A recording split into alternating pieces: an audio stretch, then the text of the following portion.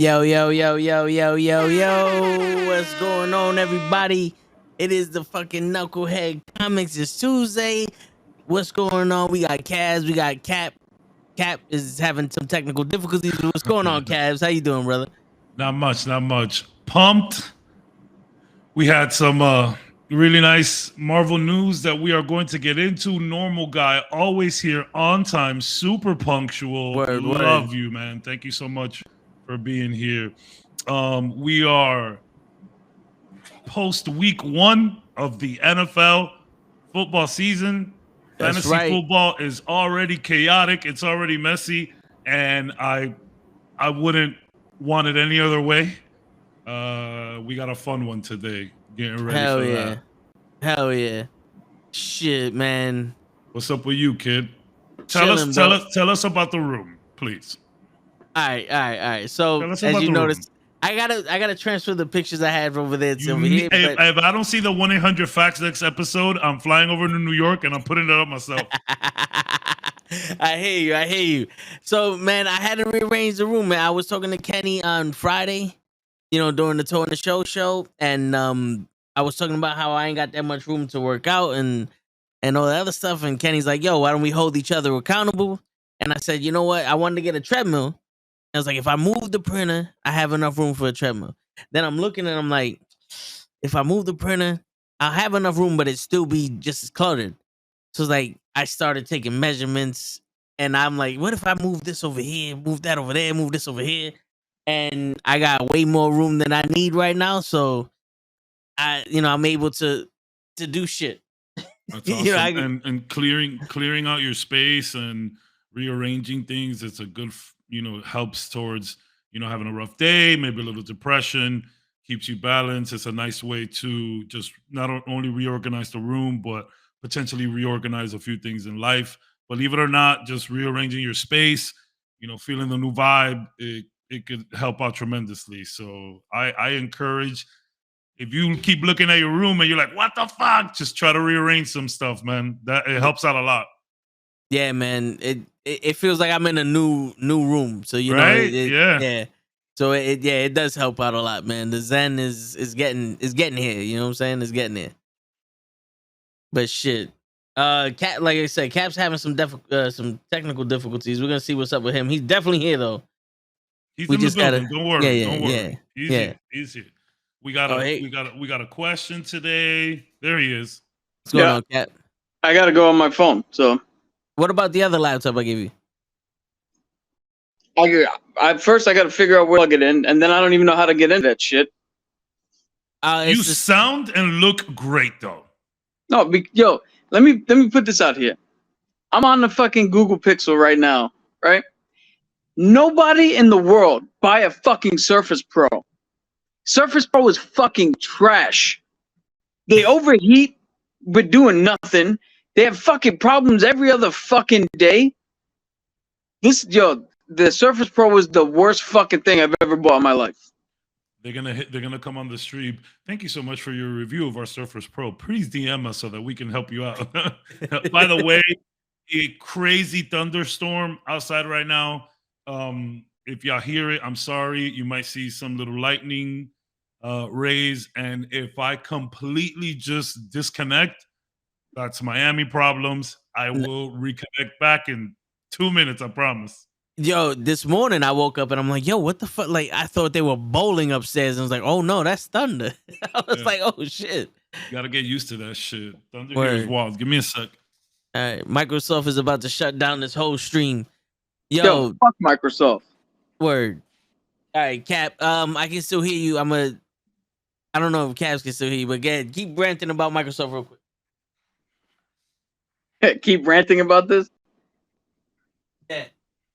Every other fucking week I got a problem with this shit. I got full internet connection, no fucking service. Like, it's not even fucking, not one part of it has any fucking connection to shit. But yet I'm on my phone. Your Pixel's crushing it right now. Crushing it. If I can figure out how to change the orientation of the camera. What's up, Ken? What's up, Pro? How y'all boys doing? I stay loose, I stay hyped. That's what we do here. But you look good. You sound good. Yo, listen, I know people out there give like every phone that isn't an iPhone a hard time. Google Pixel, great phone. Yo, this is the most favorite phone I've ever had in my life. It's a great phone, bro. Great phone. When I was working in T-Mobile, we got to. I was never there for the selling of it. Maybe I'm not sure, but we definitely got to mess around with it. The Google reps, Samsung reps that'll come all the time and just be like, "Here, have this phone." And just play around with it. Google Pixel, very nice phone. Yeah. My favorite function of this phone is it has what do you call it? I forget what they call it, but it's always listening. Yeah. And if it hears a song, it'll tell you what the song name is and who's playing it. And then if you click on it, it'll give you options of where to listen to the song. It's cool stuff. It's very cool stuff. I have an iPhone just for the convenience of like being in group chats with friends, and my son has one now, so it's good to like FaceTime with him and shit. But like I've always gone back and forth. The way that I view phones as Ken and Ryu from Street Fighter. Yeah. They both fight Shotokan. One is a little bit more fast and loose. The other one's a little bit more sturdy and boring. Where Ryu being the iPhone and Ken being the androids, you know what I'm saying? Yeah. So it's like I feel the same. I used to go back and forth all the time, especially working at a phone store. I had a freaking new phone all the time. But December 2017 was the drop of the iPhone 8. And I think this was the first one that they had with like a really big screen, which was my problem with iPhones altogether at the time. Have big hands, big screen. So they finally released the 8. And I'm like, yo, I'm going to keep it. And if I like it, I won't go back to a Galaxy. I was going to get a Note or a Pixel. I was going back and forth. But I just said, fuck it. It's just mad convenient just to have it. Yeah, dude. The reason I won't get an iPhone is because I don't First off, I don't do the popular shit. Yeah, the shit that's the most popular, I stay away from. Yes, I was gonna say that. Yeah. But two, I don't want my phone to be like, oh, this year we're debuting something new. It's blue. I'm like, dude, phones have been blue for fucking 15 years already. That's it. If that's the best you got it new, how the fuck are you the best? So the iPhone 14 is coming out, which means the 13 is gonna drop, which means the 12 is gonna drop in price right on time for me to get an 11. You know what I'm saying? Like I used to be big into the phones. Now I just want my phone to phone. I just let me get on the internet, check some socials, and let me text people. I barely call people. I just don't call people. The person I speak to on the phone the most is probably my mom. Dead ass. Nah, my boy calls me almost every day. Good. I wish. Well, that's the thing. Like the homies and we got a group chat, and we're always on the PS5 on like a with the mics on, and so we talk all the time, which is great because I hate using the phone. I hate talk. I mean, I talk for a living. My job. I'm constantly making calls. So it makes sense. I don't want to come home and keep talking more, but it's just, even before, doing sales and shit, like I just never enjoyed talking on the phone. Like back in high school and shit, like jonesing on the phone with like my homies or like maybe a girl for like 2-3 hours. Ugh, get away. I guess I just don't have that time anymore. I mean, 2-3 hours on the phone. God. I don't think my boy has if you ever hear that joke about Stevie Wonder that if you don't cut him off, it'll just talk forever? Yep. Yeah, it's kind of like my boy sometimes. It's good to stay in touch. Your boy is in the States, in New York or somewhere else? Yeah, he's like a 10-minute drive from where I live. I love that. He's just like, yo, I'm walking the dog, so I just hit you up. But yeah, that's cool, man. But that's awesome. I mean, We do have a lot to talk about. We play D&D together. We're now in the fantasy football league together. Like it's a bunch of stuff. It's not just calling for no reason. Okay, fuck it. While we wait for Toe, it's funny enough. I wore a sports shirt today. It's not a sports shirt. It's just those old Tiger Electronic, things. But let's do like, what's your fantasy team looking like? And did you take a victory week 1? Oh, a heartbreaker. I lost by 4 because my top running back went out with a rib injury. My top wide receiver went out with a concussion. And my other wide receiver went out with an injury. I had 3 plays with an injury and only lost by 4 points. Damn. So that other person didn't have a great day either. So that's Kamara, T. Higgins, and... Oh, yeah. How'd you know? Sir, I've been playing fantasy football for 2 decades.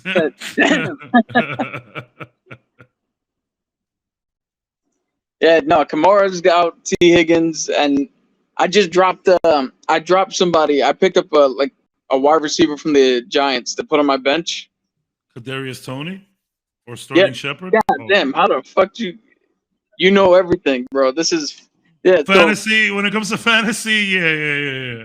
Dude, you know what's funny is I used to be big into football and sports in general, but then I stopped because I realized I was caring too much about it.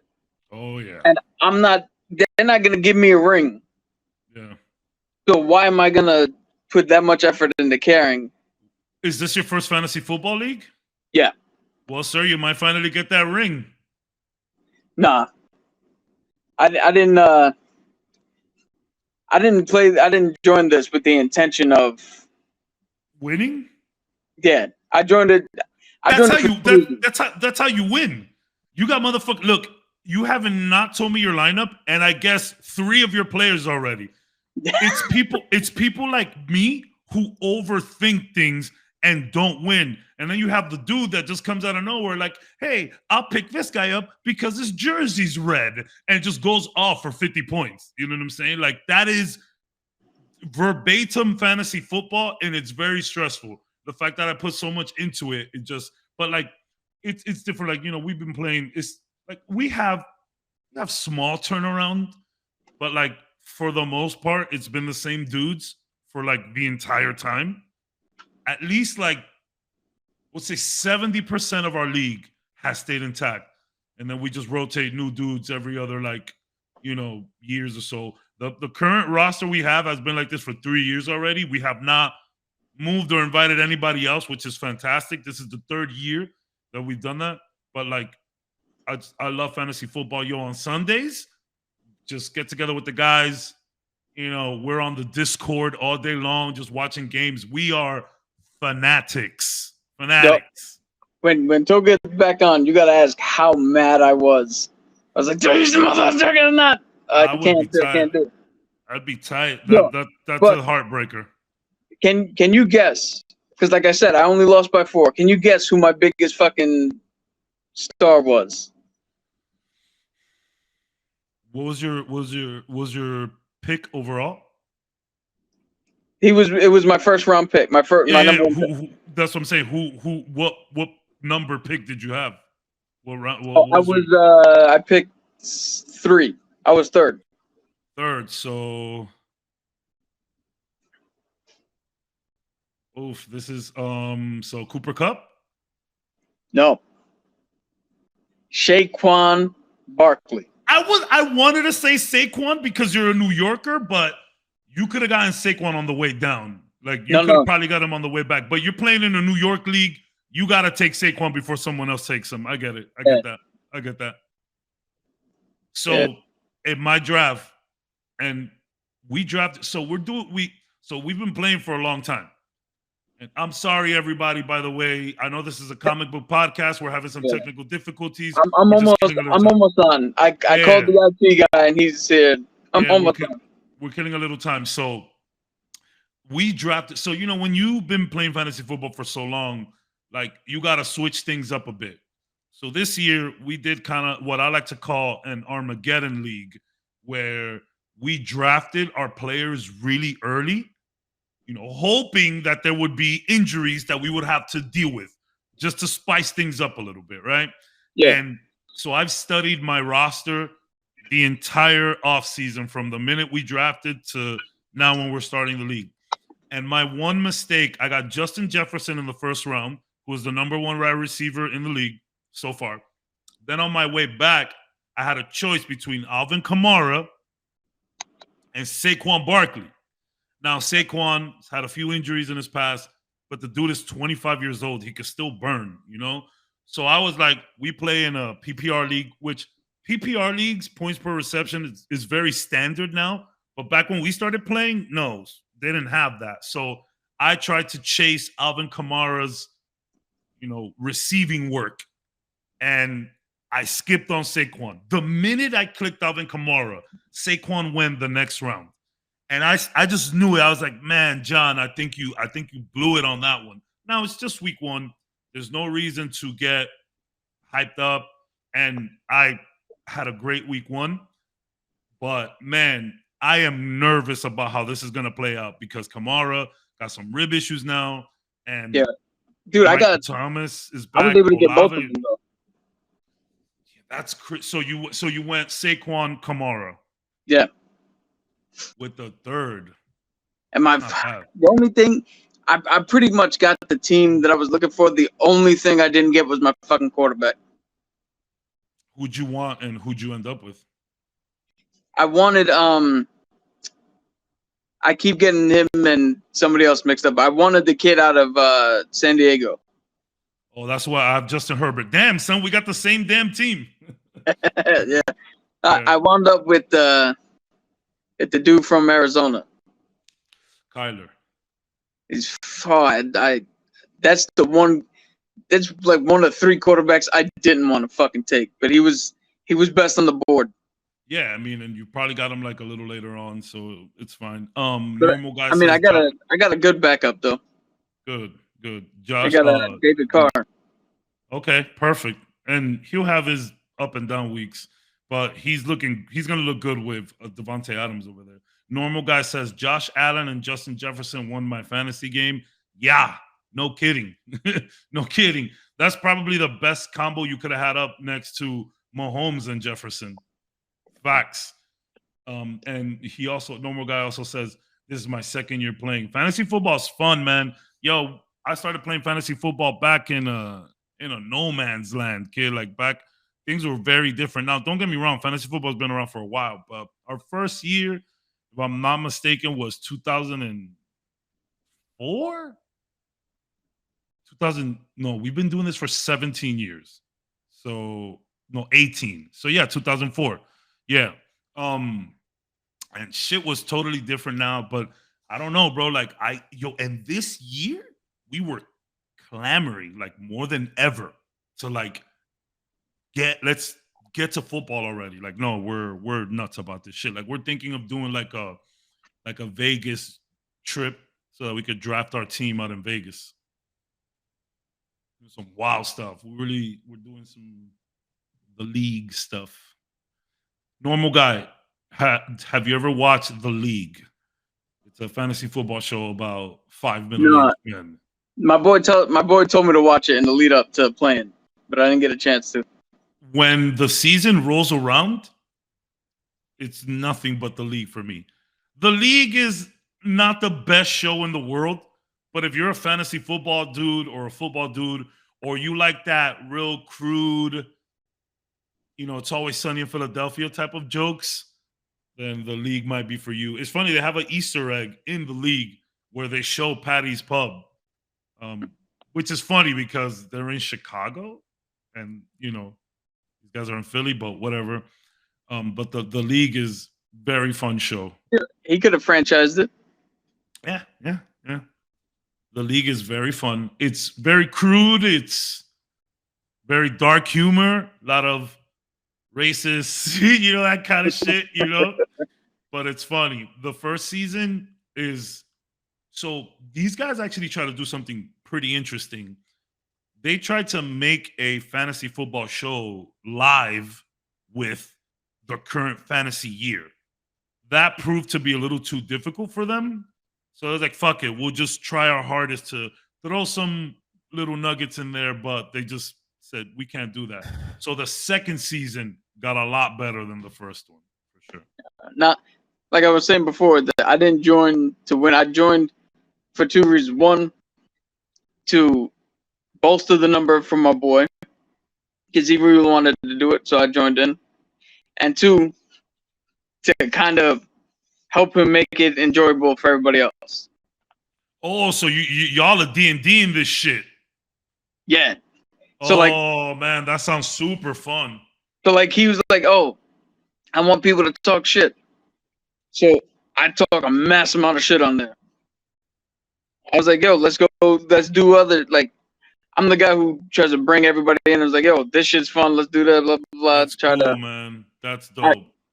I'm gonna get off right now. I'm gonna head into Toe's room and we're gonna stream from there. So I'll be on like 2 seconds. All right. Everybody, welcome to my podcast. I've been dying to get rid of these fools. I finally did it. Ha ha ha ha. I hope they're not listening. Yeah, guys, sorry, we're having some technical difficulties here. So we're killing time like we do when these things happen. Yeah, we started talking fantasy football. We will get into Disney. We will get into the D23 weekend. We will get into Secret Invasion, which is my surprise of all D23. I kind of wasn't really looking at that show like that. But for now, we'll talk some football. I had the craziest week one. It was back and forth the entire time. Well, he had Cooper Kupp on Thursday. So I started down. The Sunday 1 o'clock game started. I was down. Then the afternoon game started, the 4:25 games, and I had Justin Herbert and Justin Jefferson. Oh, shit. I didn't even know that I did that. The two Justins. That'll bring me to victory. Hey, I'm not mad at that. I'm not mad at that at all. But yeah. And then I ended up at the end of those games, we ended up like tied 159. And then he had Zeke and I had Dalton Schultz. So chat, y'all know what happened. Had a exciting but nerve-wracking week one. Very nerve-wracking. We got the boys back. I tried to commandeer the podcast and steal it from them, but it didn't work. Muted. I think you muted. So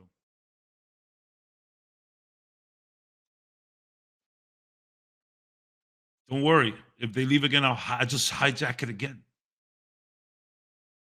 You guys, hey, anybody who watches this podcast knows I can ramble for 3 hours. Y'all know My dumbass was muted. That's why I'm like, hello, what the fuck? I said it like 3 times too. We figured it out. We made it work. Can you hear me? Yes, we can. Can you hear him good? He sounds like he's far in a room, but we can make it work. Don't worry. I'll make sure my voice carries. Yeah, that's perfect. That's perfect. To be honest, Cap, I was kind of feeling the Pixel. Yeah, the only bad thing about the Pixel is that the battery life is not long enough. Not the best. 3-hour Not the best. Not the best, for sure. But we're gonna make it work. Let this be proof to the world. They try to stop us, but they can't. Microsoft, cut it out. Microsoft, cut it out. And let me tell you, like, I've seen these guys, podcast together from their room, but now with the rearrangement of Toe's room, it's a lot more comfy in there. See, guys, that's the lesson for today. If you guys are feeling down, if you just need a quick change, you just want to feel more comfortable in your space, maybe get rid of a few things. In the spiritual world, they call that purging. Yo, rearrange the crib. Rearrange the house. That shit, believe it or not, it's very therapeutic. Yeah, it's funny that kind of segues into what the question of the day is going to be. Oh, now I'm hyped. I had a question for today. Oh, all right. No. My favorite thing is to answer the questions. I prefer answering them over asking them. But it did kind of have to do with something a little today. So I will ask it later on, just as a whatever, because it kind of has to do with D23 and Disney, and in particular, one of the shows that really caught my attention that is coming out. Yeah, this is weird for me because I was always taught if you speak with somebody, look at them in the face. So I'm noticing myself not looking at the camera because I'm looking at you, trying Yeah, to be respectful. You in the face. it's okay.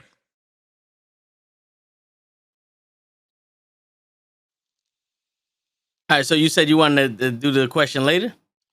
Well, He's no, got his question. because I had a question for today, but not like a real one. Like it's just something fun that I thought about, but it has to do more with a certain show that we'll talk about later. I'm pretty sure we will.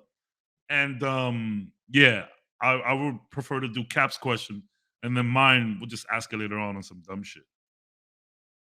Sorry about the thunder in the back, guys. It sounds really loud. Oh, I can't hear it. Yeah, no, because if anything's the problem with today's podcast is that thunder. Yeah, the Yeah, fucking yeah. thunder, man. Fucking thunder, bro. Fuck Everything you, else is thunder. everything else is fine but the thunder. You know what's crazy? I just went to the window. There's no rain. It's just the thunder. Oh, that's Florida. Yeah, it's Miami. It's just what it is over here. Dude, down in Pensacola, I've literally been out in the where it would rain when you're outside, stop when you're inside, rain again when you're outside. So like I live pretty close to someone, and they would be like, "Oh, it's raining," and I'm like, "It's not raining over here," and it's so weird. Florida was the first time I was in a vehicle where I would look back and it was raining, and I would look forward, it was sunny. It's the weirdest thing. I've never like you can literally. I've never seen that in New York. In New York, when it rains all over New York, and it lasts the entire weekend. Here in Florida, it can rain down the block. It could be completely dry on the next block, and it lasts 5 minutes. And then the weather's beautiful, party time. The rain here is nuts. And then you have places like California that beg for rain. they're doing rain dances all year long, like please rain, and No. nothing. My last duty station, an island in the Indian Ocean, Yeah. and dude, it would rain like tropical fucking thunderstorm. You'd see steam rise up, and then 20 minutes later, streets are dry as if nothing ever fucking happened. That's so nuts, bro. Like I really had to get used to that here. And the first time I went to California, I went to LA. It was January 2017. I've always wanted to go, but it just never worked out. I finally make it out. I booked flights. I booked the hotel. I just did it. My manager at the time was like, "Yo, you got mad PTO. You've been busting your ass. Take some time off." Like he forced me to take time off. So I was like, "Bet." So I just bought tickets. I called my little brother, and I was like, "Yo, I got everything purchased." He goes, "Yo, send me all the info." And he purchased everything as well. And we get there, and it's the most rain Los Angeles has ever had in the last 10 years. It drizzled. It wasn't like it didn't stop us, but it drizzled. I was there 5 days. It drizzled 3 days. I was like, yo, I bought y'all some rain. It's good. You better go back, man. The drought's fucking kicking in. Yeah, they need that rain bad over there, bro. It's crazy. They're like losing power. Yo, Cali be wild. That shit is crazy over there. So you know that you're in a bad place when a fucking gender reveal burns down half the West Coast. Yo, serious, man. That's insane. But I mean, when I went to Tennessee to the old Smoky Mountains, the story of the Smoky Mountains and that fire, it was just some dude who threw like a burnt tire down one of the mountains and just burned the whole fucking place down. It was a tire on fire, just rolled it down. Hugest fire Tennessee's ever seen. Jesus. Yo, rubber fucking continuously burns. It doesn't go out. Yeah, it's crazy. Don't worry, Toe. We'll make it work, bro. We'll make it work. I can hear him. I know you're freaking out. Yo, I'm not gonna say. I'm not saying anything else about sound anymore. I can hear him. It's fine. No, yo, dude, I'm like trying to move the mic. I'm making the mic louder, so maybe I don't know if you heard that the mic got a little louder. I'm looking at the camera. I adjusted his camera. You see how now you can actually see him now? Yeah, it's perfect. I looked at my laptop and I'm like, yo, it turned on, but it's slow as shit because it died in the middle of update. So and for some reason I can log into my coworker's work laptop with my password, but I can't log into my laptop with my password. I blame Sprint because can I tell you something? Can I tell you something? I'm gonna purposely cut you off here. I understand why you're such a rage monster. shit just don't function around you, bro. Whether it's an order from a restaurant or order from online, apparently your passwords. I see why you get so upset. And in fact, I want to commend you because if I lived that life where all my orders were wrong and I couldn't do it, I would have fucking murdered somebody by now. Yeah. Congratulations for keeping it together, my dude. Congrats. Thanks. I appreciate it. I'm gonna show you something. So I understand the life of Toe a little better. Right? So if your life would be inherently better if motherfuckers just get your order right. Right? I don't ask for the minimum. You really all you want, like when in the grand scheme of asking for or looking at the universe to throw you a bone, if the spectrum is millionaire to getting my order right, like it's not hard. Get my order right. Word. Do you Uber Eats a lot, Toe? I do the seamless. Okay. Do they fuck up your order constantly? Not really, but McDonald's does. Yo, that fucking drive-through. Oh my god. I have a McDonald's literally 5 blocks away. Of course. I didn't have to tell you that it was that close. Every time I order, there's just something wrong. I have to leave notes. Like, hey man, if you don't mind, open my bag and make sure everything's there. Because you Uber Eats McDonald's, they bring you the whole shit locked up. Yeah. I'm like, hey man, I will tip you $5. Open my bag, make sure everything is there. Like 10% of people do it. But like McDonald's, and we spoke about this. The nuggets. Yeah. If I order nuggets, give me sauce. Even if you don't get the right sauce, just give me a sauce. I'll make it work. You can give me that. You can give me that hot mustard garbage. Just at the very least, I know you tried. Yeah. But no sauce on an order with nuggets. A 20-piece at that.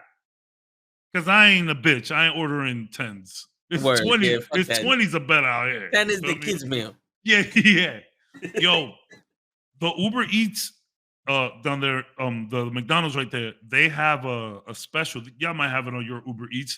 If you spend 15, you get a chicken nugget meal, 10 nuggets. Yeah, so if you order $15 worth, they just throw you a regular 10-piece nugget meal, and you could upgrade the nuggets too to a 20 spot. Shit. I was fucking juggling. I was juggling chicken nuggets the other day, son. Yeah. So, you know what I hate the most? I hate the most when I'm like, yo, let me get a large number 1. All right, pull up to the window. They hand me a medium Coke. I'm like, no. Because the fucking meal is large. You don't enlarge the burger. Yeah. The drink's the shit that gets big. Yeah. The other day we went to the drive-thru and they have this thing where you get for $10 you get a 20-piece, a large fry, and a large Coke. Right? So I ordered that and a large number 1. I go to the drive-thru, I check the meal, and I'm like, there's only 1 fry in here. He goes, okay. He gives me a small fry. I said, no, what are you doing? I'm supposed to get another large fry. He goes, for what? I said, we got the 20-piece. For the meal. Yeah, I was like, we got the 20-piece meal. He goes, that's what I gave you. I said, I also got a large number 1. That's where the other drink came. You gave me 2 large drinks and 1 large fry. I don't know what's going on here. Like if you forget something, that's one thing. But like, you gotta know your meals. Yeah, if I order an apple pie and you forget that, All right, but if I order a meal and you give me a Coke and you give me the burger, you think you know what I'm saying? That shit, that's day one stuff. Yeah. These are the motherfuckers asking for $20 an hour. No offense, McDonald's. I know shit is rough, but dude, fuck you want $20 an hour for? There was one time I ordered off of Seamless McDonald's. This is when you was at work, and I ordered large number one like always. Big Mac? That's a Mac, right? Yeah, Big Mac with a fucking vanilla ice cream. The motherfuckers sent the note saying we didn't have ice cream, so we gave you a fucking latte. I said, how does that equate? It's not even cold. You gave me a hot coffee. It was hot. Yeah, it wasn't like an ice coffee. It was a hot coffee. I said, what? Where did you get the balls to go? He wants ice cream. Give him coffee, because obviously I ordered coffee flavored fucking ice cream. I don't know who the fuck did this. I have a question for you. Would you have felt more disrespected with the coffee, or if they would have just put whipped cream in a cup and gave it to you? At least it would have looked like the fucking. Yo, you would have scooped that and you would have been furious. That would have fucked around and made you drive over there. Yo, dude, I went in the app. Yeah, and on Seamless, you could go in the app and you could say that parts of your order was messed up or like the whole thing. And I said, I'm missing my whole fucking order. And they refunded me my money. I was like, no. I would have preferred if you said, we didn't have ice cream. Sorry. Here's the piece back. Yeah, you know, like, or we didn't have ice cream, go on the app and say that you're missing ice cream and we'll refund you. Yeah. Or maybe one of those slushy shits. At least it's cold. Joe, a slushy makes the most sense. Yeah. It makes the most sense. Now, or if you, like he said, if you're gonna do a coffee, make it a fucking iced coffee. At least something cold. Yeah. You couldn't throw me a milkshake? I mean, I guess if there's no ice cream, there's no milkshake. I guess that makes sense. At this point, McDonald's should just have somebody who runs 2 places to get ice cream. If your machine's never gonna fucking work, have somebody go out to some place that will work and fucking bring it in. Somebody build a shack next to every McDonald's that just focuses on ice cream. Like, yo, my orders come so wrong from that McDonald's that Uber Eats is now requesting I take pictures when I say something is missing. So I got on the chat and I'm like, yo, fam, it's not me. It's the McDonald's. And you would think to yourself, John, why do you keep ordering from there? Because it's the closest McDonald's and it gets here in 20 minutes. That's it. There's no other way around that. And I do respect the Uber drivers that'll hit you up like, yo, bro, they don't got your thing here. And it's like, now that McDonald's does that, the closed bag, you don't know. Yeah. So McDonald's, they don't give a fuck. They'll just send your order out there. And the guy grabs you, and that's it. No one's the wiser except McDonald's. Yeah. You're not getting $20 an hour, fam. Like, you're not. I understand that your life is a little bit more difficult now because Uber Eats. I can only imagine that complicates things. I get that. But, fam, if I order nuggets, grab a sauce. Sometimes they don't even put ketchup in there. Yo, dude, there's a couple of times I order a fucking drink. I open up the bag and there's no straw. I'm like, what? Am I supposed to drink this like I'm a fucking savage? You fucking, like how fucking stone cold. Yeah, like what the fuck is this? Like, your ice in McDonald's is not meant to be drinking like it's a regular fucking cup. You can't get the drink don't come out. Yeah. It's like, yo, because that ice like glues to your teeth because it's a fucking like it's a semi-spheres type shit. So it goes straight to your teeth and it goes straight to your gums. So you're getting frozen gums while you're drinking. It's not enjoyable. It's not at all. It's like, I appreciate the ice to get the drink cold, but don't freeze my mouth. And this has been Ice Science with Toe Tag. You fool! Like, bruh, it's just McDonald's is frustrating. McDonald's is very frustrating, but yo, get this. The one time I go to a different McDonald's, And I'm like, yo, let me get a vanilla cone. I was like, all right. I was like, oh, finally, you got fucking ice cream. My man comes out with this. The cone is this big with that much ice cream, and I'm sitting there, I'm looking at him. I was like, I appreciate it. My But man's like, yo, let's my think. man's like, I'm in yo, thanks, bro. I appreciate It's like, I'm like, I'm in a car. Like, let's think for a second, my Driving nigga. like this. Yeah, like I'm looking like I'm sucking on the only white dildo. Like, motherfucker drive behind me. I'm like, it's ice cream. It's ice cream. Like, what the fuck is going on here? It's ice cream. Ice cream. I promise y'all, we're gonna talk about Marvel shortly. Yeah, but yo, that's my thing. Yo, we would never get away with. Oh well, you know, life got harder, so you can fuck up your job. No, you're still expected to do the minimum. Give me my fries, give me the right drink, and the fucking order I gave you. I'm not asking for extra fucking for 20,000 packs of barbecue sauce. I'm not asking you to go kill the fucking cow in the wild on some predator shit. You know, like, I'm just bro, asking for what the picture shows yeah, on the menu. pull the patty out of the microwave, put it in the patty straight. I don't want one patty halfway off the fucking sandwich and all my secret sauces in the box. You know, I don't want a dipping sauce. I want the sauce on the burger. I don't want the entire North American fucking landscape of lettuce on my burger either. You know what I'm saying? Hit the cheese on top of the patty, because you know how sometimes the cheese be like it be off. It be like the cheese is on the box. The cheese is under your burger. I've seen that before. Yeah, the cheese never melts when it's on the burger, but when it's on the box, it's melted on there. It's stuck there. It's stuck there. It's like what is this? M&Ms? It don't melt on the burger. It melts in the box. It's molecules. When they're all together, they're intact. The minute they disband, they just break apart, bro. That's funny. So the other McDonald's. Okay, so it's weird because I tell you, Florida is on an angle. So if you're here, you can't just get here. You have to go around. So it's crazy. There's so much things blocking your way. New York is a grid. Unless like there's some kind of construction or something, I can cut. It's like a maze, but I can go through it. Here, you got to always go around some shit. So the McDonald's I have right there, it's just a straight shot to my house. You get out, you make a left, 5 blocks, you're here. That McDonald's sucks. There's another McDonald's.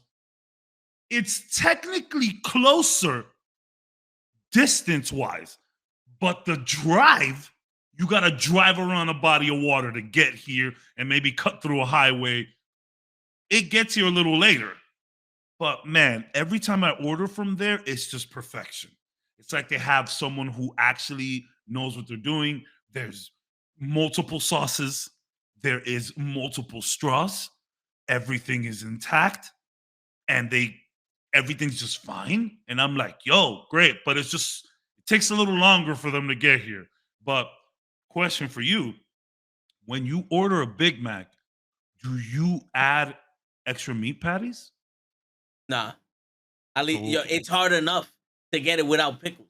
I don't want to make it any more complicated. You don't want to make it any more complicated. Yeah. So when I order the Big Macs they have that shareable meal. It's 2 Big Macs, 2 medium fries, 20-piece nugget. Shit's like $17. Yeah. So I order that when I'm just feeling really. I'm gonna be a sloth today. You know what I mean? Yeah. And I add meat to it's 2 meat patties. So you got 4 meat patties in that Big Mac. The shit is fantastic. I gotta try that. It's fantastic. And it's like, bro, McDonald's is bugging. It's only like an extra like $1.80 to no, I think it's even less to do that. And bro, I got 2 Big Macs, like fuck 8 patties. You know what I'm saying? It's beautiful. You should try it. You want to hear something crazy? Me and Krills yesterday. Show is like I asked Show like, what do you want for lunch? Because usually we order lunch together. And he goes, I want something healthy. So we're thinking like half a chicken and vegetables. I said, all right, fuck it. So I hit up Krills. It's like, yo, you know where we get half a chicken and vegetables for like cheap or, you know, whatever. He goes, I don't know about cheap, but we'll go find out. We Yeah, went yeah. to 4 Spanish restaurants, and they were like, "That's not a normal lunch. It's $15." I said, "For a half a chicken and vegetables, a half a chicken and rice is $8. What kind of vegetables are you giving me? Did Zeus come down and give you this broccoli? Like, I thought vegetables was some shit you grew. We had an abundance of vegetables. Why is it so? Like, I can literally go for $5 and get me a whole, a slice of pizza bigger than my screen for Yeah. $3, and vegetables. Dude, I'm like, you gotta be out your fucking mind. And the funny thing is, I could buy a whole chicken and 2 sides of vegetables, and it would have been less than if I bought 2 meals. So that's what I was gonna say. That sounds like a supermarket meal to me. You know, go get the chicken and get a bag of veggies. Yeah. That's why here they have like to be honest, what you guys should have done? You should have gone to Boston Market. Yo, I was feed me by that much. They closed down that Boston Market by us. Oh, okay. That shit did not last. It lasted maybe like 8-9 months and gone.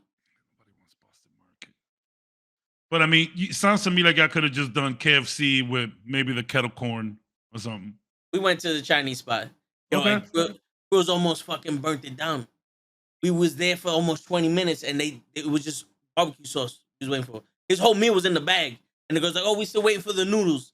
And he grabs the menus. He's like, "Yo, what the fuck, son?" He's like, "Yo, I'm waiting here. It's 20 minutes. I gotta fucking be at work." And he was gonna launch the fucking menus. I was sitting there. Them restaurants, they make you think shit, bro. Yeah. I've never in my life wanted to like hurt somebody until that stale McChicken. That stale McChicken was like, I had a po' boy sandwich and some fried. What type of po' boy? Shrimp, chicken. I had the first time I went to New Orleans, I had a soft shell crab po' boy with some gumbo and white rice. Oh, at 2K? Delightful. I don't even know what gumbo. Shrimp. Nice. Good job. Because a chicken po' boy is just a chicken club.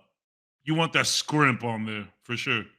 Yo, Cabs, if I were to say fuck it and then buy a flight to Miami, just so I could go someplace with you to eat, because you keep talking about these restaurants and I want to try them, where would we go?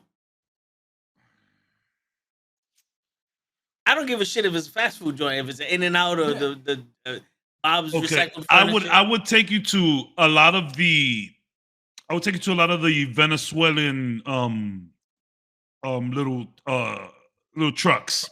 You can find them here everywhere. They got this crazy shit called salchipapa. It's like eggs, fries, with potatoes. You heard me right. It's like little potatoes and fries together with like sausage, chicken, fucking bacon, just beautiful. They make these like crazy wild burgers. I'll take you there. The po' boy, I had it in New Orleans though, but I would definitely take you to Publix so that you can have the chicken club there. One of the best chicken clubs I ever had in my life. I will take you to, if you want to go somewhere fancy, we could do like a nice little steakhouse, probably maybe Capitol Grill, maybe Prime 112. Those are pricey. But if you want some hood fire. Yeah. We could go down to where I used to live, right off the highway. There's a dude who's just there outside, just making ribs. He got the whole setup. It's just these hood ribs. And I know you don't like mustard. I know mustard only goes on Canisius. But he makes this wild mustard sauce that he puts over the ribs. Shit. I don't buy it anymore. I don't get it anymore because it's all the way down south. And I'm like 30 minutes from that. But the other day, I said, I'm getting in the car and I'm going to do it. I came back, bro, my dude only got chickens, ribs, and slices of bread. There's nothing else. There's nothing else. I bought a whole rack and like half a loaf of bread and it was fantastic. I can also take you to, oh shit, we will definitely have to go to Earl's. It's expensive-ish. Take you to Earl's right here in the mall. Delicious. Yeah, I got a few places, bro. All right, cool. I got a Because few I'm thinking places. about, I want to travel the country just to eat. Like I want to go Well, to Texas, get a fucking barbecue. Well, first we'll go to Texas and get barbecue. That's if you want to do the whole, country tour to eat. You start in Texas and branch out. Go to Texas and do the barbecue run.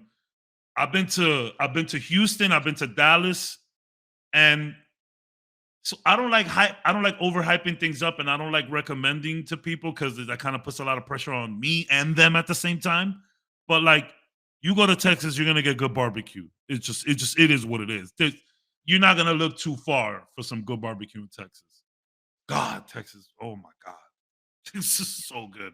I would start there, and then if you want some like noodles, if you want some like Asian shit, you can head out west. But if you can, yeah, and then just go south. Go to New Orleans, get some bayonets, get some gator bites. Kind of gross. Dude, Gator. Hey, I've had gator. Gator tastes fucking awesome. It's kind of gamey as fuck. It's real gamey. Dude, I had it cooked here in Long Island, and the shit tastes like a fucking chicken empanada, bro. It tasted like dirty chicken to me.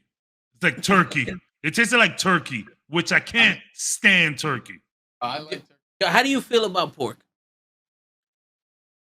Okay, so I like pork. And, we're Latino. So, our parents make beans with pork in it. You know what I mean? Yeah. Like, you know what I'm saying? Like,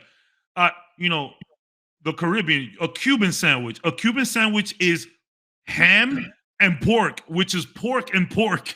Like, you know what I'm saying? Like, I remember I saw a video. I told you this plenty of times. I saw a video where I saw a pig eating a human body, and I stopped eating pork for like a month.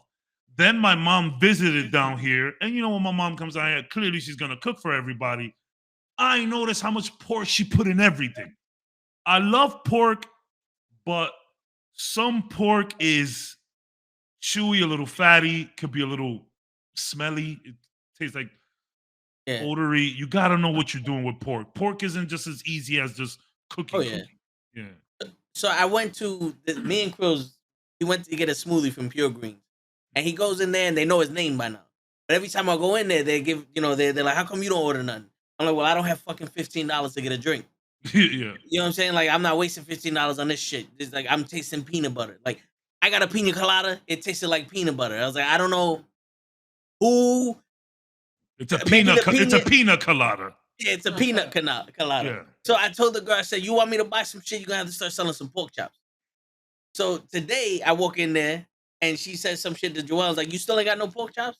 Everyone in that store looked at me like if I just said, "Oh, y'all niggas is about to be slaves."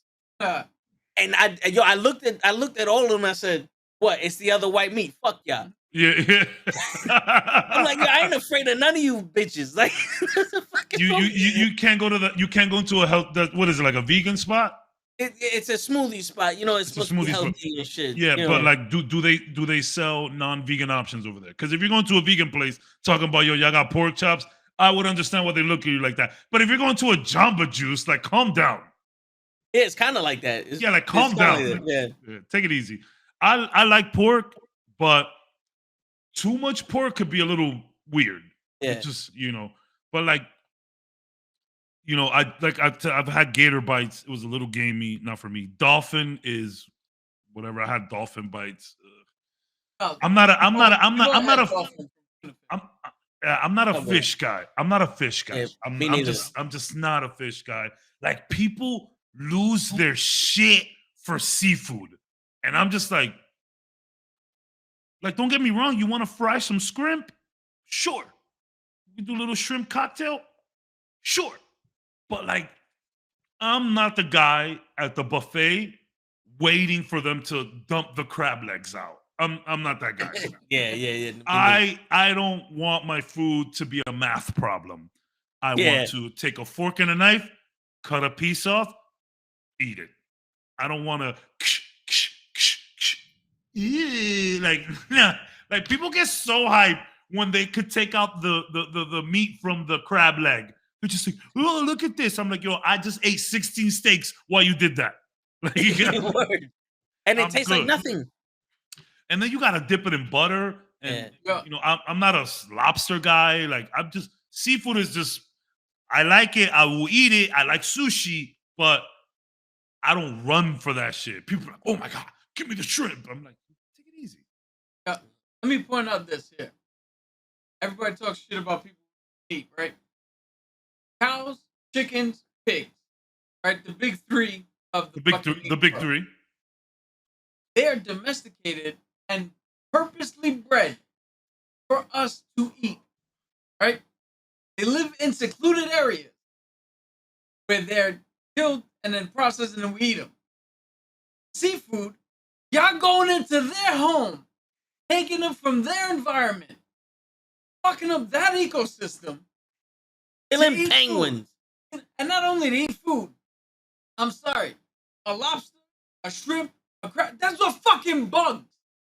They're water bugs. They're water, yeah. They're literally water insects. I'm good, bro. Fucking roaches and shit from the sea. I'm good, bro. I'm good. Yeah, fuck that. I'm good on that. Like, son.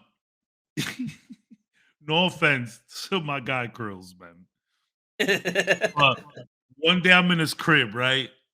And his pops, man, God bless his OG, bro. So his OG comes.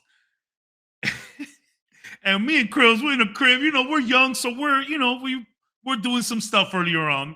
You know, we was, whatever. And, we're in a crib, we hungry. And his dad comes through.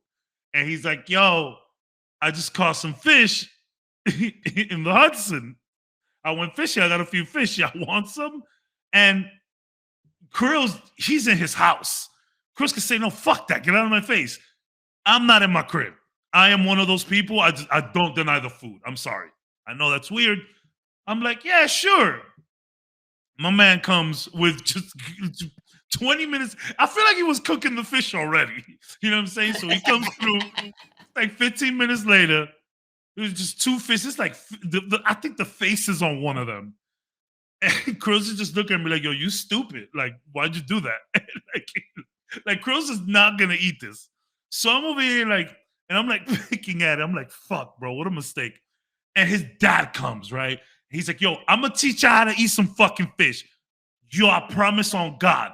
He put half the fish in his mouth and just bones come out. And I'm like, oh shit. And like I'm not gonna, fish just don't do it for me. Again, don't get me wrong. You want to fry a lobster. You want some lobster mac and cheese. Hey, I'll fuck up a lobster bisque real quick. But the big three, chicken, beef, pork. You know what I'm saying? And most of the time for me, it's just chicken. Chicken is, give me the chicken. Like when I had that po' boy in New Orleans, I'm in New Orleans. I'm going to try the local delicacy for sure. But yeah, I'm not the biggest fish guy. Yeah, I don't do fish at all. So you don't eat shrimp, lobster? I'm gonna need like 85 shrimp. I'm like, cause to me it's like eating popcorn. Like, yeah, 6 of them ain't gonna help me out for at sure. all. Yeah, but Right. I tried lobster, and I'm the same thing as you. It's like it tastes alright, but I'm not about to do the clap, clap, clap, clap, clap, clap, shoot, clap. Yeah, and I'm good, bro. And I don't want to put in a whole workout's worth of shit for this little bit of crab. Like, fuck that. I'm good on that. And then that shit pisses me off. You go to a buffet and people are just like lurking around the crab legs. They're doing fucking musical chairs going around the whole thing until the little Asian man comes out with the fucking crab legs. Like, bro, chill. Word. Bro, they drop crab legs gone immediately. I'm like, first of all, this is a buffet. You paid $8 for all you can eat here. You sure you want them crab legs? That's number one. Now, granted, you can say the same thing about what I'm eating, but fish and chicken, beef, there's a lot of differences here. Cheap seafood will fuck you up quicker than like, you know, uncooked chicken. Uncooked chicken will send you to the toilet. You might have to, you know, not eat for a couple of days. But dirty seafood can kill you. Especially with steak, like cheap steak is just tough. It's just tough. But you just but chew it longer. You'll Like, be all right. You'll be all right. Yeah. Like you eat some dirty shrimp, some dirty, like, you know, gas station shrimp. You might regret that. Like I would rather have a gas station hot dog before I have a gas station shrimp. Word. Anytime. I don't want to throw out any names, right? But crab and seafood of that nature, the crustaceans, are messy as shit. And I hate being around people that crack and the juice hits you and flinging shit around. And people eat shit, you gotta cover your soda and your drink to make sure not. Like, yo, what the fuck are we doing? We're not we're not in caves anymore. Yeah, for real. I say though, people go to those crab boils. You know, like, first of all, you giving me my food in a bag. Like, what? Like, yes, I understand that, you know, like, Five Guys gives you your fries in a brown bag. But, like, these motherfuckers literally come out with a plastic bag full of crawfish, and crawfish is the biggest waste of time. There is no meat on a crawfish. Oh, you don't know how to eat it. It's not worth the I don't want to rip my meal's head off so that I could suck out all the innards. Like, what do people do with crawfish? And then it's like, you got to put a bib on, and you got gloves, and you got gloves. Like, what? And then if you want to talk about pricey food, you look at seafood. Those crab boils, that's $75 to $100 for a bag of a few potatoes, 2 corns, and God knows how much meat is in there. That shit is ridiculous. Yeah. I'm not a fan. Not a fan. Not the biggest fan. I will eat it, and I do like sushi, but dude, like, you know, tuna is fine. You know, even tuna that you put on a sandwich, and also tuna that, like, you know, like seared tuna that you just eat sushi style. That's fine. But I promise we're going to talk about Marvel. I promise. So, besides the technical difficulty, there really was no news to come out of D23. We're going to get to the little bit of news that was. Yeah. But they really did nothing. So for anybody waiting on that, we're going to get to it, but it ain't going to be a lot of it. Yeah, like, there was reviews, and we got a trailer. We got one trailer for Secret Invasion. Did you get anything else? Well, I mean, we got Star Wars trailers too for Mandalorian. Yes. And for the Jedi animated show. There's a teaser trailer for the Little Mermaid. And there's also a trailer for Werewolf by Night. Yes. Okay, that's the other one that I was thinking about. But the thing is, like, the news cycle and the announcements were so light that they announced Armored Wars again, Ironheart again. Yeah. Got a director for the Fantastic Four, but not cast. We got the Thunderbolt cast, which the Thunderbolt, everyone kind of nailed already. I think the biggest surprise was Buck. Well, I think one of you guys mentioned Bucky potentially being there. I think you mentioned it. I don't know if it was me, but I don't think any of us mentioned Red Guardian, though, which was a nice surprise. But also not really a surprise, though, right? Like, you know what I mean? Who else they got? You know what I'm saying? And, like, the surprise is that Zemo wasn't there, which I have theories about. Yeah, I have theories about. Yeah, for sure. I want, like, I said this to Len in the chat earlier. I want some kind of, like, quick 20 to 30 minutes of, like, you know, break out Zemo out of whatever prison he's in. You do some, like, prison break shit, like Bucky, like, gets himself in trouble, like, goes into jail, and there's, like, this elaborate plan to break out Zemo so that they could go fight the big thing. You know, I would love to see that. I don't know if that's what they'll do, but I would love to see that. When we get to it, I have an idea for Zemo as well. Yeah. Yeah. Let's do our question. All right. So, ladies and gentlemen, an hour late, but always on time. Question of the day. What is your strongest belief? Whoa. And I guess I'll go first to give you guys time to think. Whoa. Yeah, right. That's So, I believe a lot of things, and I believe a lot of things strongly.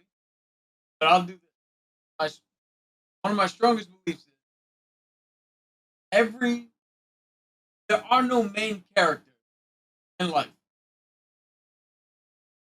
Everybody is designated a part to play by the universe. I don't believe in God, but by the universe.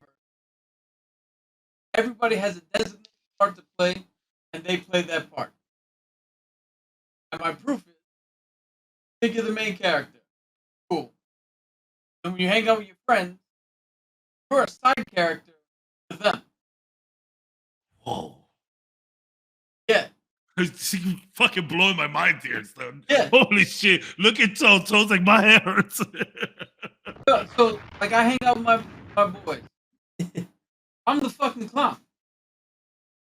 I'm the guy who's gonna say the dumbest shit to get everybody to laugh. I'm the guy who doesn't take anything serious. I'm not the fucking alpha male. I'm not the leader. I have a specific part to play. And on top of that, it goes levels. When I'm with one friend, I have a role to play. When I'm with a different friend, I have a completely different role to play. And we go through life not as main characters, but as role players. And you play your part, and then that's it. One day, age out of the role, on to whatever else is either afterlife or no afterlife or whatever, and people remember you not truly for who you were, but they actually remember you for the role you played in their life. The better you do, the better the memory. Like my mom, my uncle, my grandmother, all passed. I remember them as people, of course, but I remember more so than not what they imparted on me, why they were in my life, and what they did while they were in my life, roles they played to shape the man I am. So that's my belief. Yeah. Wow. Yo. Word. My God. That is wow.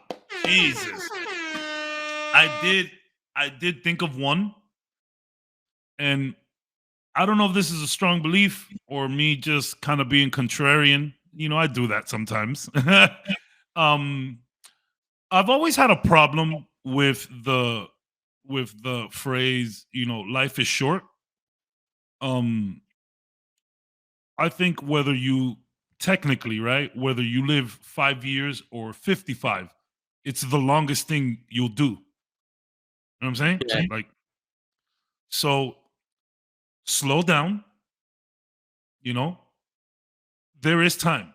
Yeah, like tomorrow things could all go wrong and, something bad may happen. But it's still the longest thing you're ever going to do, right? Like, everything's going to be okay. Like, even if something bad happens, you can move on. And like tomorrow's another day. Like, yeah, like you can make it to 75, you can make it to 5 minutes. It's the longest thing you're ever gonna do. So life is short in the sense of you might not do everything you want to do, but you have so much time. Again, it's kind of like fantasy football, right? You have injury prone players who you have to pick up in the first round. And yeah, there's a big possibility that they may get injured. There's a big possibility that something may happen. You never know. But you still got to draft that player in the first round. You have to. You cannot say no to Christian McCaffrey. You cannot pass by Derrick Henry. You got to draft them. So whether you live to 100 or you live to 50, It's the longest thing you ever do from beginning to end. It's the longest thing you're ever going to do. So just take it easy. You know, just live day by day. Because the reality is you got time. No, we're all 30 plus here. You know what I'm saying you guys have an impactful loss in your life, and it's gonna sting forever. But sounds like she lived an incredible life to me, from what you tell me, and she left an incredible impression, the people around her. So whether she didn't make it to the time where most people make it, she did it up. That's what it sounds like to me. She did it up. She lived every day. She lived every day knowing that, hey, shit's gonna be all right. We're gonna be good. You know, raising kids in New York, that shit ain't easy. Sounds like she did it. Sounds like she did it with a smile on her face every day. Until, you know, y'all got her pissed and she had to throw something at y'all. You feel me? So it's like, let me tell you right now. My mom had a full life before my dad came around and then we were born. And then even after that, we had a full life with her. Yeah. So to Cap's point, you say life is short. Yeah. You didn't make it to see grandkids or anything like that. But she lived 2 lifetimes worth of life. Yeah. You got time. It's gonna be okay. You're gonna get over that thing. You're gonna get over that person. You're gonna find a new job. You're gonna find a new house. Obviously, that doesn't come easy. You got to put work and focus, of course, but you got time. Gary V is probably my biggest mentor at the moment. I don't know how to say his last name, but the crypto wine, the crypto wine guy. Yeah. He says it all the time. Yeah. He's like, bro, you're 40 years old talking about time is ticking. Gary V has moves planned for when he's 70. Whether he makes it to 70 or not, this whole journey he's been on, it's the longest thing he's ever gonna do. It's gonna be all right, y'all. It's gonna be all right. That's one of my beliefs. Hold up. I gotta. It's okay, man. Thank you. The thing. Yeah. That's a favorite. That's a favorite here. That's a favorite. Yeah. All right, so I guess my strongest belief is I ain't no bitch. Well, you know what's funny? That's the first thing that went through my head. My strongest belief. I'm not emotional. My strongest belief is I ain't no bitch. No, but in all honesty, the one thing I cannot wrap my head around is because it's the fad or it's the popular thing to do that it's right. You know, like when everybody turned vegan, like, oh, it's healthy for you. Bullshit. Like, you know, like, oh, you need to work out, go to the gym, go to, you know, work out, lift weights and all that. Bullshit. You know, because the one thing that I've seen in my life is The Biggest Loser. The guy that trains these people to lose hundreds of pounds of weight had a massive heart attack, and he was in shape. I've seen bodybuilders have He's massive probably doing heart attacks. He's probably doing a lot of cocaine, though, for but, sure. You know, but the thing, but being in shape never combated it. You know what I'm saying? It's like no matter what the factors are, going to the gym and doing all this shit doesn't combat health, you know, things. They say all this shit, but to me, it doesn't really. There's no proof when it comes to those things because there's people that like they look at me and they go, "Oh, you're not healthy. Why not? Because I'm 100 pounds over my weight that I'm supposed to be. Some doctor said my height needs to be with this weight. If that was the case, my bones would have collapsed already. You know what I'm saying? But then you have people that are skinny, 8-pack abs. They can run for a marathon. They have fatty livers and their intestines and all that other shit. All their insides is fucked up. They may have a weird metabolism and Yeah, and when I did research, there's 2 levels of fat.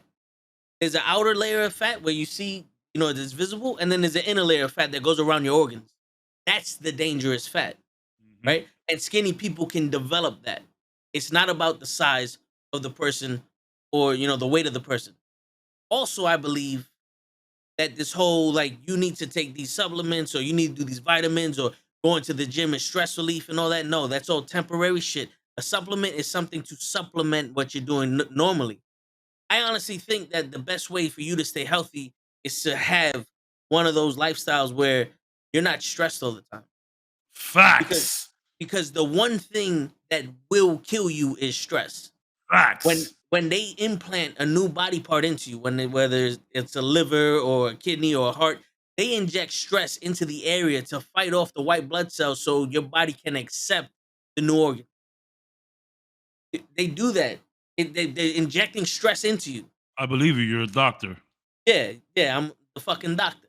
You You know work what in the I'm saying? So, hospital. You work in the hospital. You're a doctor. I don't care if you're yeah, cleaning or passing the mail. You're a yeah, doctor. You yeah, know things more than the average person because you have coworkers. yeah. And You got you got a little cold. Hey, try this. I would rather listen to my coworker at a hospital than my coworker at the Burger King. Say word. that right now. Yeah, yeah.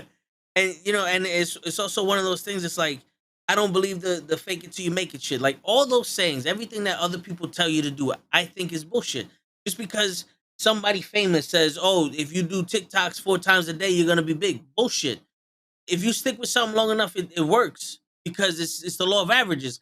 But also, it's like I can't fake being happy, right? So the way I think is more stressful is if I'm stressed and I'm trying to fake being happy, because now there's 2 levels of stress. Now I'm neglecting what's stressing, me, and 2, I'm putting on this fake facade for other people. So now I'm just painting over graffiti To be instead of honest, taking. not to be fucked up, but that sounds like an equation, like a suicidal equation, in my opinion. Yeah. You No, no, know? yeah, yeah. And this like the whole vegan stuff and everybody's like, "Oh, you got to drink water, this, that, and the third." It's like I've seen no, listen. It You caught whatever me life when I was yeah. pumping. No, yeah. Whatever lifestyle you want to have, you do it. Because I've seen this one dude, he played paddleball. He was 75 years old. He was jacked. He beat the living shit out of me and Victor. And me and Cap, 2-on-1. This was years ago. This is when we was in our teens in paddleball. He beat 75 years old. My man told us he eats whatever the fuck he wants and he smokes Yep. 2 packs of cigarettes a day. Yep. Yep. Meanwhile, my uncle, Karate, he's stronger than me. He was in better shape. He could run faster than me. Like, if me and him stacked up, we put the numbers up, he beat me in everything. Massive heart attack. Guys. You know what I'm saying? It's like, my grandfather, he used to drink a lot and all that other shit, lived until he's 80. So, it's like my uncle always said, you go when it's your time. So I'm not saying to be like fucking, irresponsible. Careless. Yeah. Yes. But I also think that what works for you works for you. Yep. And I'm not gonna allow someone to tell me how to do things. Like I looked up so many different ways to get this podcast more reach. And every single thing that they said, I'm like, that's bullshit. There's no fucking way that you did what you did and it popped off. You paid for this. I'm convinced everyone here is lying just so they could sell their own thing. Like I was thinking on the way home. It's like if I start working out, I get in better shape. People are like, oh, why don't you teach people how to work out? I was like, I can't teach people how to work. Because that's all it is. Anything you want to do, you just got to put the work into it. Even if you do it wrong, doing it wrong beats not doing it. Facts. So now you're gonna tell me that you did this simple trick and you lost 400 pounds. It don't work that way. It don't work that way. Like you can't just gain thousands of viewers overnight and followers off of one video. I know because I have multiple videos with thousands of views and maybe 2 subscribers from those thousands of views. You know what I'm saying? Yeah. It's like, so to me, I think my biggest belief is unless you're doing it yourself, what they're saying is bullshit. I think I forget the line now, but Jay-Z said is, everybody could tell you how to do it, they never did it. Yeah. Like it's the truth. And going back to the healthy thing, obviously, you believe what you believe.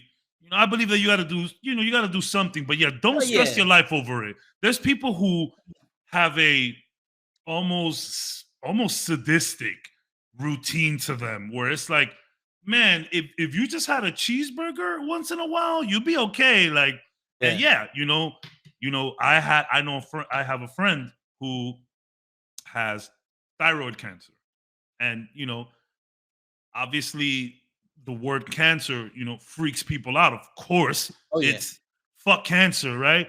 But some cancers are more serious than others, right? And my man just got thyroid cancer. Nowhere. Had thyroid cancer for a year and a half, 2 years. Didn't know what it was. Thought it was just coughing and just, thought it was, finally went to, checked out a few people. Some people were like, yo, you're fine. Finally went to the right person, was like, yo, you got thyroid cancer. And by the way, your thyroid is not in your thigh. It's right here. It's right here. So my dude goes, yo, like, I don't eat like garbage.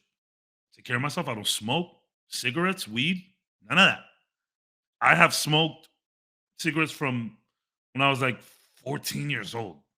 So like, there's been some on and off periods for sure, but up until like maybe 2 years ago, you know what I mean? That's a long time, and I don't have that. I'm fine.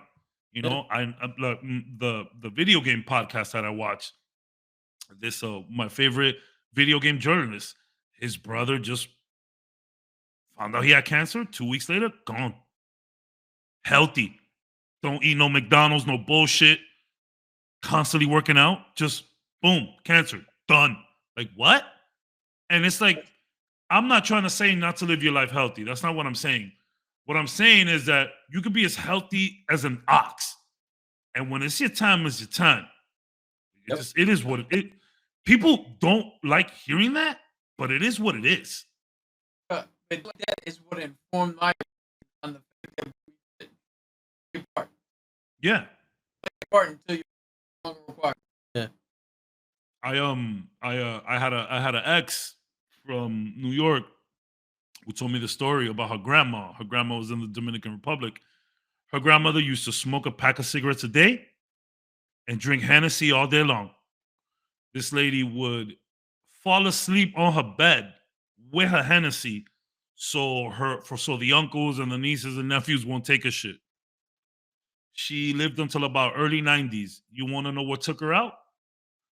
One day they were driving in the campo, in the countryside, to go visit some old family members that still live that life, and they had to go up a mountain in the car, and the elevation made her heart stop. Damn. Like, if she never took that trip, she's probably still drinking and smoking. Now, granted, I know people that have smoked and there's effects. I know a girl from here in Florida that, her mother was like bad. Like, her mother was like decaying. Like, she was losing, fingers. She was losing toes. And she just kept smoking. She just didn't care. But still, homegirl made it to like 85.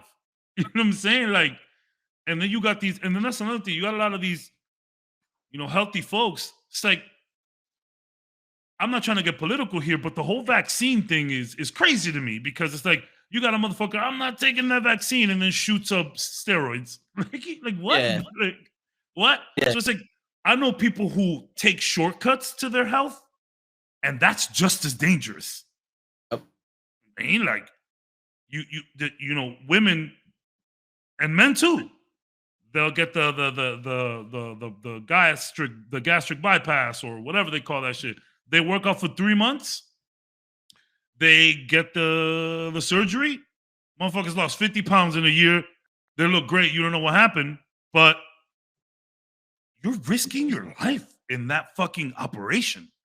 Like, you the same risk someone takes eating McDonald's every day, you take that risk sitting on that table. Yeah. And then it's like, okay, well, a lot of people come out of this just fine. Well, yeah, a lot of people eat McDonald's their whole life and make it to 90.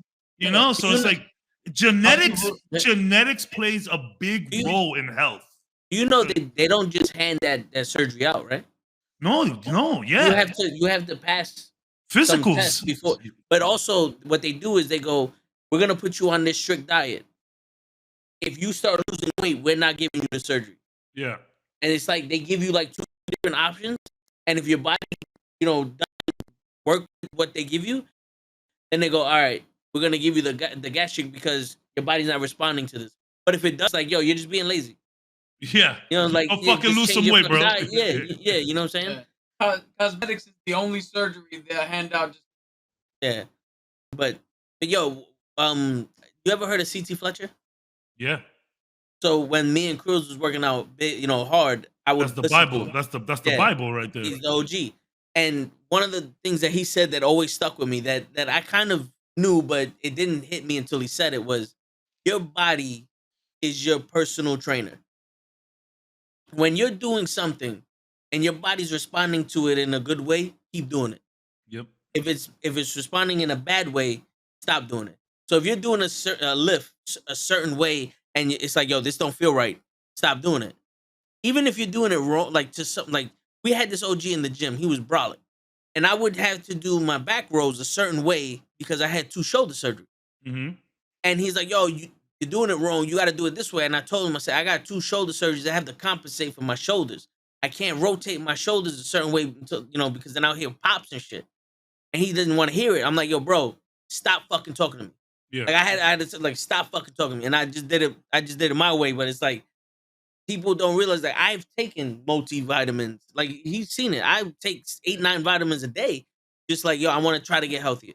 I'm taking the vitamin D because I had a deficiency when I took, the thing. I had some vitamin E for my liver, D12 for some other shit. I'm taking all this stuff and I'm sitting there, I'm going, all right, it's been 6 weeks. I don't feel any different. Like, I've noticed when I drank massive amount of water that I started sweating a lot. And I was like, but this sweat is like almost like a clean sweat. Mm-hmm. And it was one of those things like, okay, I can see the difference. Because when I drink nothing but soda, when I sweat, it dries up quick. This was staying here with me. So it was like, all right, I see the difference that it's doing on my body, the water. But then again, I started getting the acid reflux and the bloating and all other shit. I was drinking too much of it when I was doing it. You know what I'm saying? So it's like, that's why, fuck what everybody else says. Try it. If it doesn't work for you, then do something else. Like, your body will tell you what it is. Like, something that I work on is like advice. So like, people have a natural reaction to give advice, especially if you are in a situation where you understand what this person is going through or trying to do. Something I'm trying to do is to stop with the advice. First of all, if you don't ask me for advice, I'm really trying not to do nothing. So it's like when you're like sick, right? Yeah. You get sick and someone's like, you need, breast milk from a Cambodian immigrant. You know what I'm saying? And it's like, yeah. It's like, well, I read a few websites. And again, obviously the internet isn't the best source of material, but the Cambodian breast milk, you probably read that from the internet too.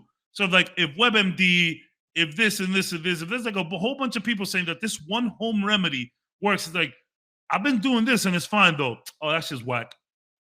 I mean, well, okay, you can keep drinking the Cambodian breast milk. Do your thing. Yeah. But I'm just going to do this over here.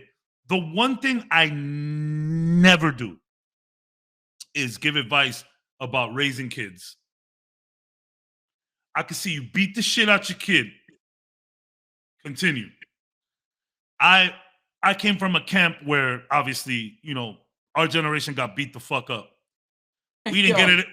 We didn't get it as bad as our parents, but we got beat the fuck up. Yo, now my we mom don't literally gave permission to the neighbor. Yeah. To hit us. We fucked up. Yeah, your parents used to tell your teachers, like, yo, he gets a little wild, yo, smack him beside his head. Those were the times. Nowadays, I don't hit my son. Sometimes my son gets, and I give him a little, but and I even talk about it with my baby mom's like, yo, we're gonna have to beat this kid up sometimes. And she's like, nah. So we're really trying that approach. And whatever, it's just what I'm doing, right? And it's like when I see someone like the only advice I'll give you about your kids is to let them play video games, because you get a lot of cool things from games that you might not know. Hand-eye coordination, problem solving, like it's real. It is a scientific fact. And it gets frustrations out. One of the video game journalists I watch, he was prescribed video games at the age of 7 to work on his hand-eye coordination. The reason my son can hit a baseball and he understands my son understands game situation in baseball way better than the average kid. Now, we got some ballers on our team that also understand game situation, but my son has always just kind of got it. My son knows, yo, ball here, throw there. There's still kids in his age group that are like, I don't know, I got the ball, I just don't know where to throw it. My son knows where to throw it. Game situation. And that's because when he was 4 years old, he was getting 5 kill streaks in COD. I got the video. My man's just blasting.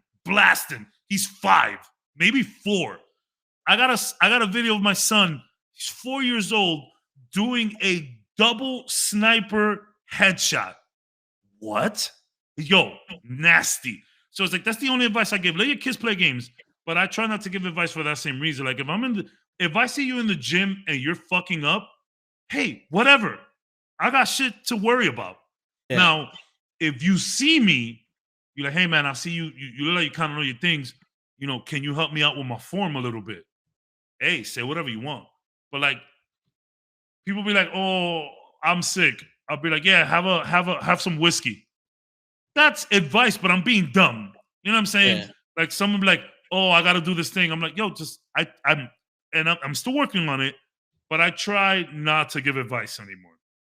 You know, people think that the advice I give is stupid because it's like the quickest way to get either the bare minimum or something you need. Like when I'm at the gym, the only thing I've ever told people was, bro, you got to breathe. Yeah, breathe. Because there'll be times like a chick be doing something and be like, sorry to bother you. You have to breathe in and out. When you do this, you're going to pass out lifting this. And they're like, what? And I tell them, like, I tell them how to breathe, but that's it. Everything else is on you, honey. I just don't want you passing out. You know what I'm saying? You got to breathe. I want to use this machine also. But like, if, let's say somebody hurry up, finish your set. Yeah. So without headphones makes me feel like word, bro. I've been looking at this kid like, what is wrong today? It's no headphones. Well, you know what it is? If I had the headphones, I wouldn't be able to hear Cap right next to me. So it was like, it makes no sense. Yeah. So like, if somebody tells me like, yo, my throat hurts, or like, or I'm feeling like a little drowsy or something, I'll tell them straight up like, yo, if your throat hurts and it's like dry, get a bag of chips. Get a regular Lay's bag of chips. And they're like, you stupid. You don't know that shit is cooked in oil?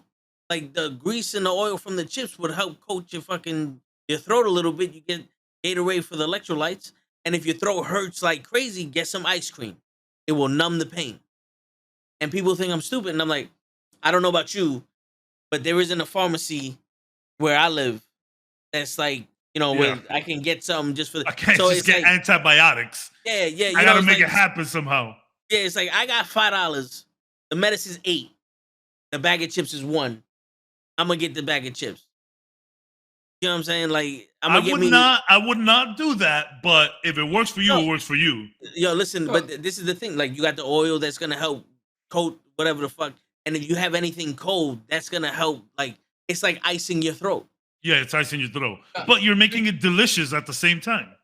To be 100% fair, if you're in a situation where your throat is to the point where, like, maybe drinking water is not gonna help, or eating a bag of chips, why the fuck you asking us for advice?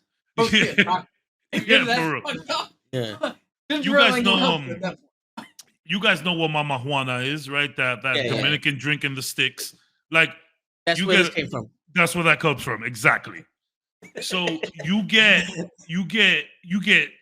My brother told me this one time. He was like, "Yo, I was a little sick. This was when I first moved to Florida. I live with my brother, but this time it was just me and him in the house. Like, there's no mom here. You know what I'm saying? So I'll get a little sick. He goes, yo, take a shot of Mama Juana every hour.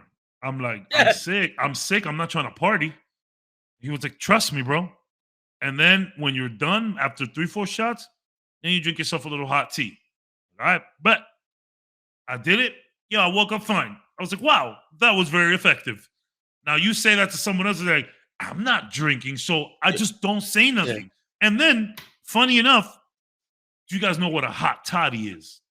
H-O-T, H-O-T, hot, T-O-D-D-Y. A hot toddy. A hot toddy. It's in an Usher song, so I've heard of it. Yeah, well, a hot toddy is essentially tea mixed with whiskey when you're sick. You put a little lemon, you put a little honey, you put the tea, you put the whiskey. You drink a hot toddy. 2 hot toddies, you'll be all right.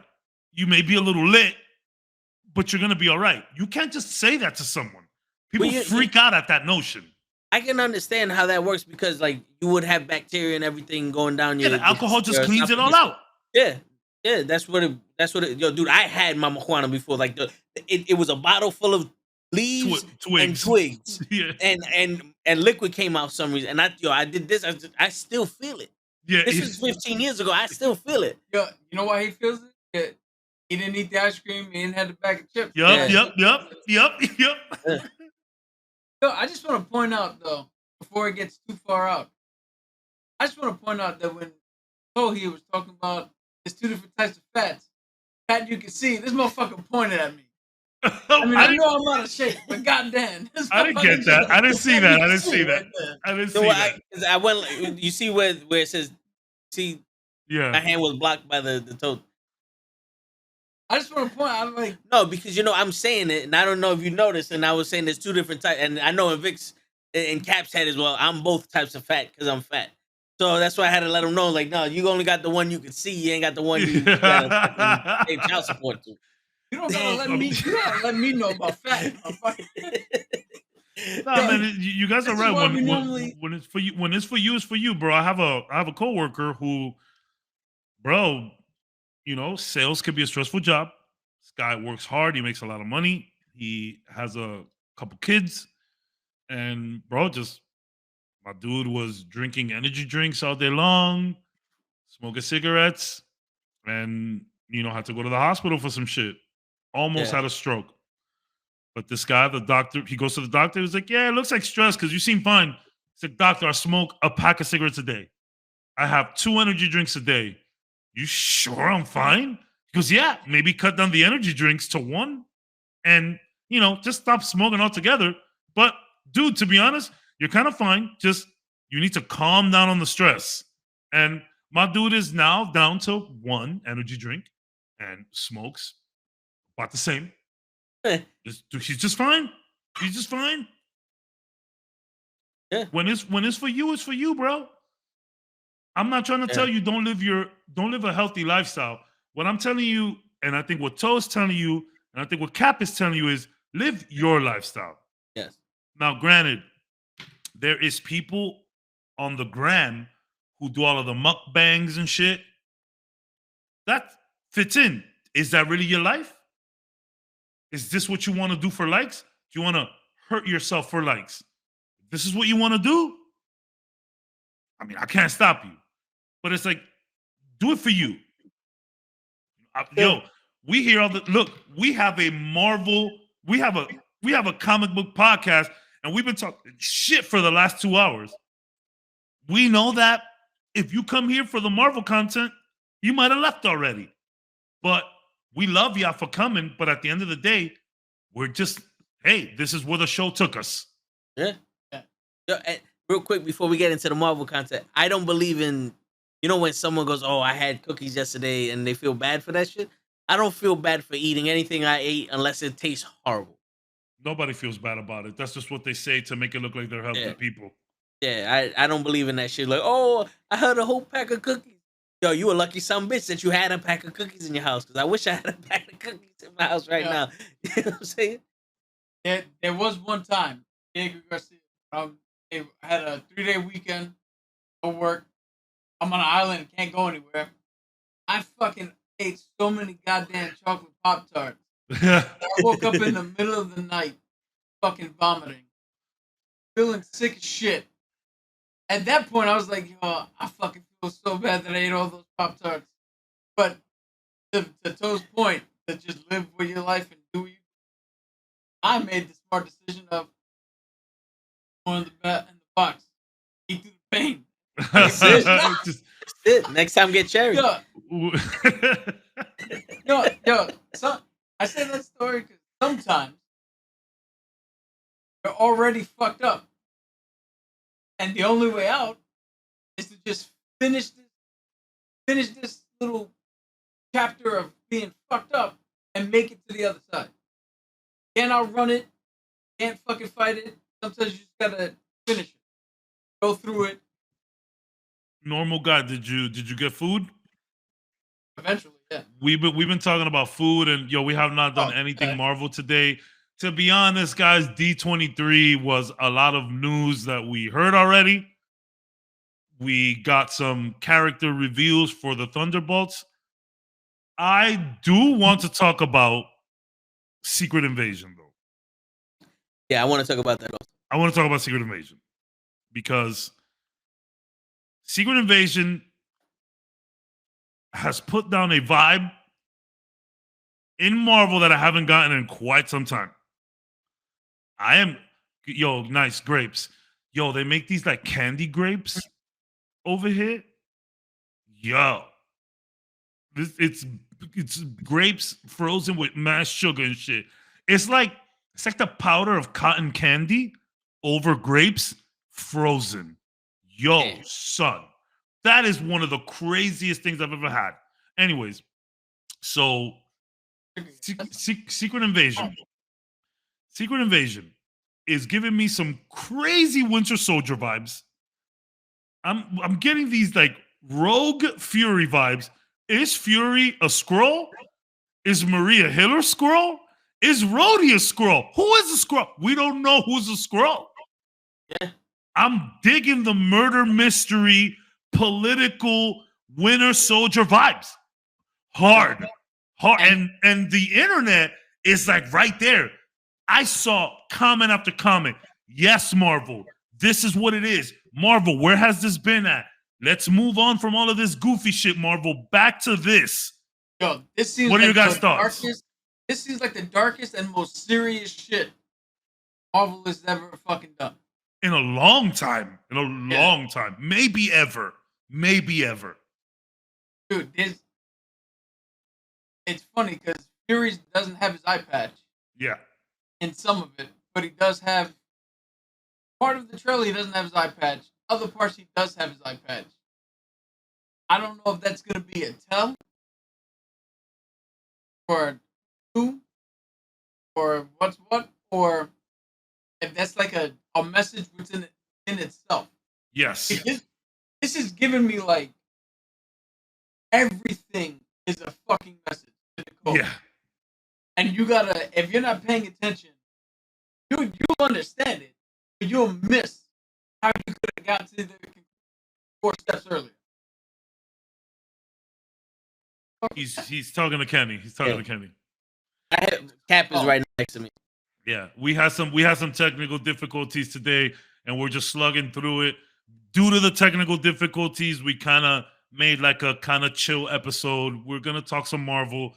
Yeah. To be honest, D23 wasn't that great, but there was some cool shit. So we kind of talked shit for an hour and a half, and now we're getting into it. But I agree with you 100%, Cap. I watched this trailer 1,000 times. And one of the things that stood out was when dude stands up in the restaurant and all of those other people turn into the same person. Yeah, that bugged me out. I was like, and then Fury is seeing Rhodey, and Rhodey got security. Like, they patting people down. Like, Nick Fury is talking to Rhodey like he's gonna go talk to a consigliere, bro. Like, they're patting him down. There's no one in that restaurant. I would love if 5 minutes before that, Rhodey just said, everybody, gone. Like, what's up with Rhodey? So I've heard a description in the actual theater that they showed the trailer. They preluded the trailer with that scene. And there's an extra part that I would love to say, but toe tags doesn't like spoilers, so I can't say it with him Fuck it, sitting there, and I say can't tell him to close his ears. Say it. So, all right.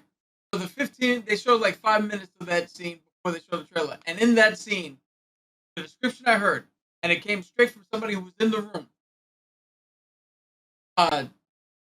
When Nick Fury sits down and looks at Rhodey, and is like, "How much do you know about your security?" Yes. And that part's in the trailer. Yeah. What's not is when Rhodey turns around and goes, "Oh, you talk about scrolls?" Yeah, they clued me into that 15 years ago when I first. So okay, so that's what I wanted to tell you, Cap. That's what I was gonna ask, Cap.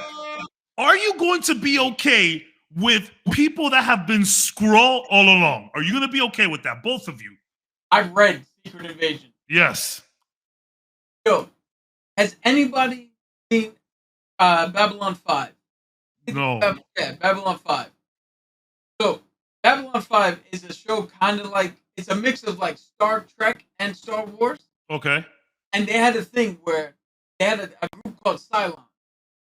They were like fucking robot people things, right? And towards the end of the series, it seemed like every fucking person was a Cylon. It became a running joke to people who watched the series. I've read Secret Invasion.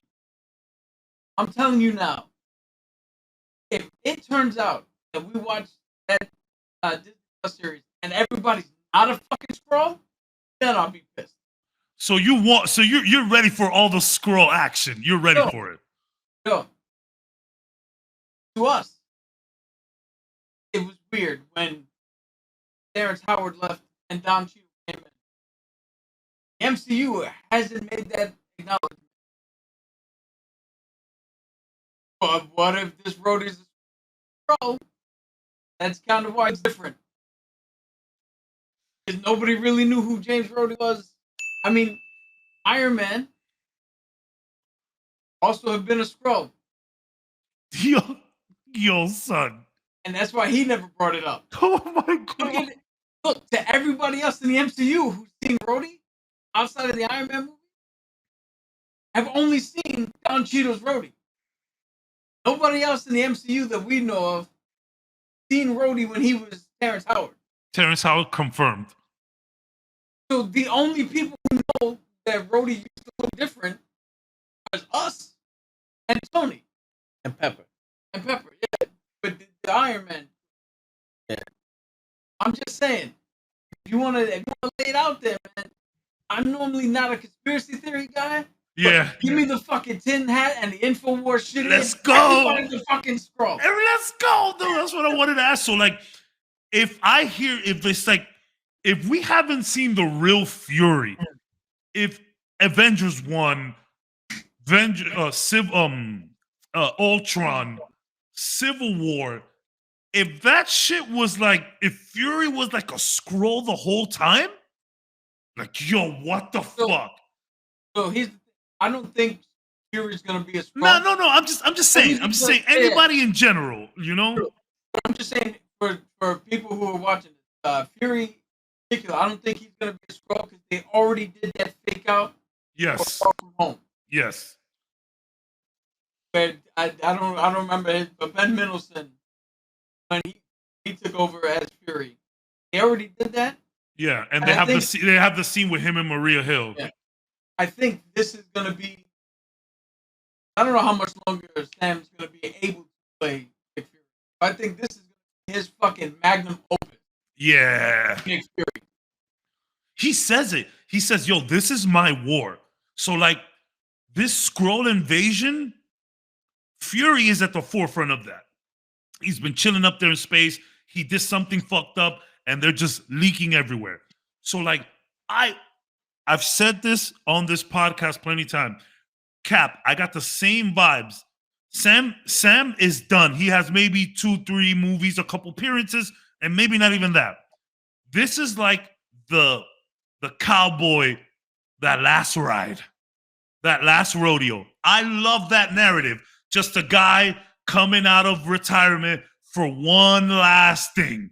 That is one of my favorite movie narratives of all time, and I am getting this vibe from Nick Fury. We're going to see Nick Fury unhinged more than ever. Keep this. We have not only What up, Show? Secret Invasion. What up, Show? But we have Secret Wars coming up as well. Yep. This could very easily segue into, for everybody who wants it. At this point, I don't know. I haven't heard anybody clamor for it, but for anybody who wants it, we could transition from Sam Jackson as Nick Fury and bring in the white Nick Fury.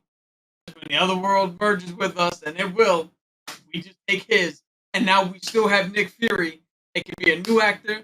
We don't have to justify shit. David It's that Hasselhoff. one. David Hasselhoff. Yeah. I'll walk out the fucking theater.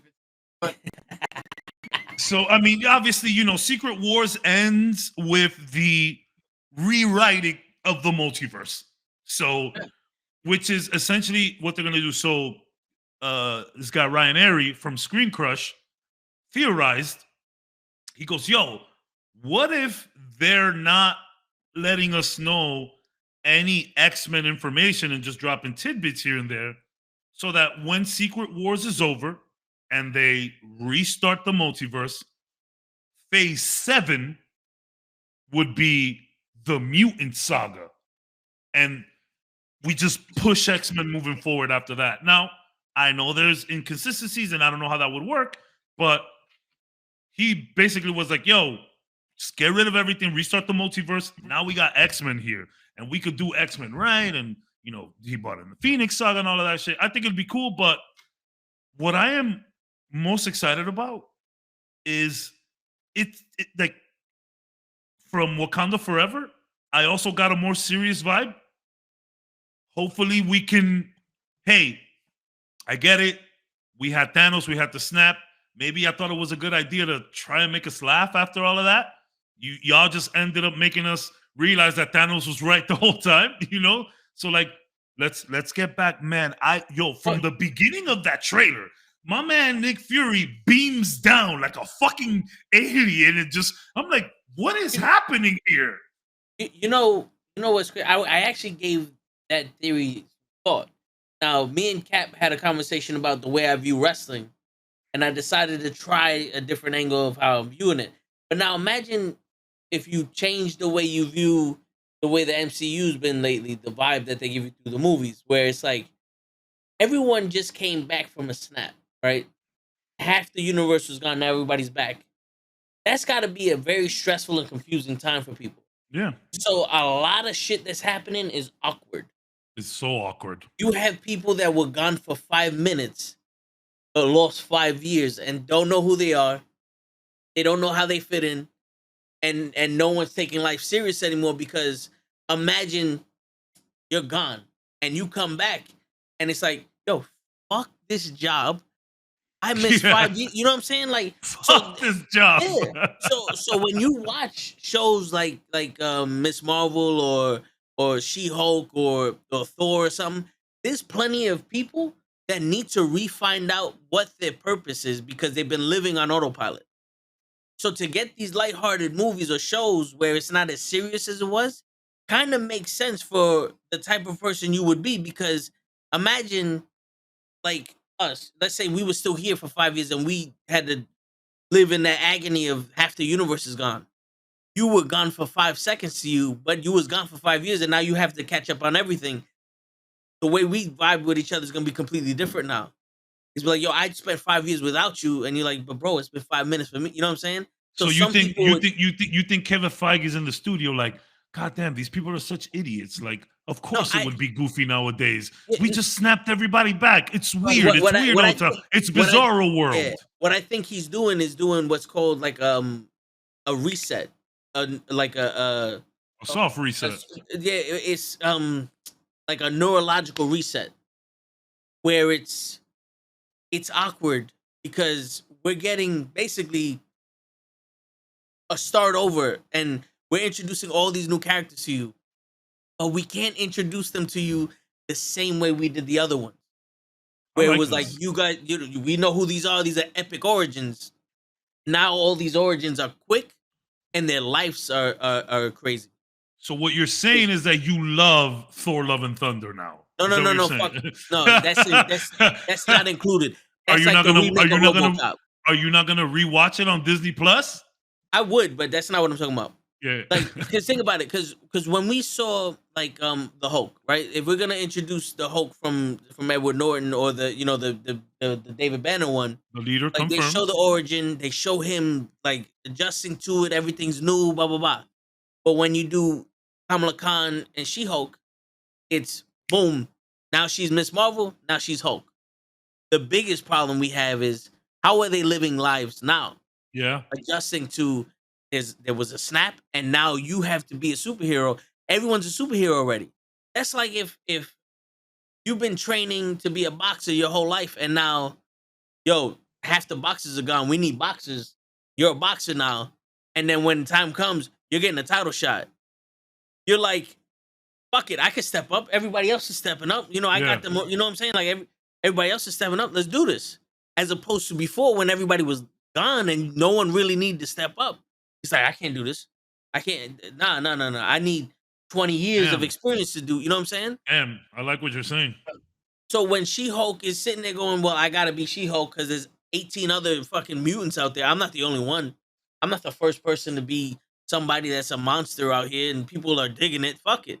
I find my confidence in this. And now we get to see how she lives her life this way. It's funny. This is a funny segue, and we'll talk about this in a bit. I just want to give you your flowers, Cap. This is a funny segue into Daredevil because Cap called it a while ago. He was like, yo, Daredevil and Kingpin, these are variants. And based on a quick little runway interview with Charlie Cox is like, yo, this isn't season 4. This is something brand new. This is season 1. And it's like, the dude asked him, he's like, yo, so you ready to become an Avenger? He's like, what do you know that I don't know? And it's like, yeah, shut up, Charlie. And it's like, the way he says that, how they're tackling this show, these are variants.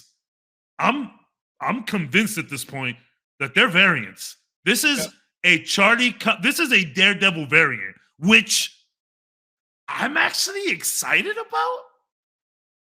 I don't know how you guys feel about that. I get nuance. One thing I wanted to say about what Toe was saying is I agree. Sorry. I agree with him 100%. My only problem is, and especially for Thor. Oh, Thor was excluded. No, because when Thor had to step up and get his world title shot, yeah, he was awkward.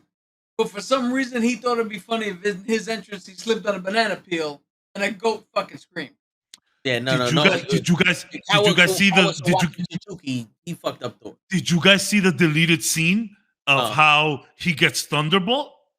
Yo, that was dumber than the fucking. That was dumber than what was in the movie. I was like, some people were like, yo, if they did it like this, a little bit more serious, I'd be more down with it. And I'm like, I understand where you're coming from, but where would that scene fit into anything? Yo, he literally just shot scenes and then tried to put a movie together. He didn't shoot a cohesive movie. Yeah, like, and look, I agree with people saying, yo, that was, although it was a funny scene with Thor and Zeus, it did feel a little bit more serious. And I'm like, I agree, but where the fuck would that fit in? Bro, so you got to watch that. That deleted scene is taking it out of the movie, in my opinion, was probably one of the coolest things that they did because it just wouldn't fit. Like, but on the flip side of that, I feel like if you make a movie where that scene fits, we might have something completely different. Especially the whole Thor, Zeus thing, that whole little escapade. Yeah. And I'm not saying that I would prefer to see that, but there was definitely a more, not somber, I don't want to say serious either, because Zeus is real goofy in this, but there's definitely a different vibe. It felt like a little bit more straightforward. It was a little more of an adult tone from Zeus. Exactly. It was more Like, of a conversation. He was still a jackass, but he's like, all right, I can see this dude, why he's the leader of all gods. He had his Odin, his Odin Asgard is a people speech with Thor, which I would have appreciated more moment to moment stuff like that in Thor. I would have definitely appreciated that more without all the spectacle.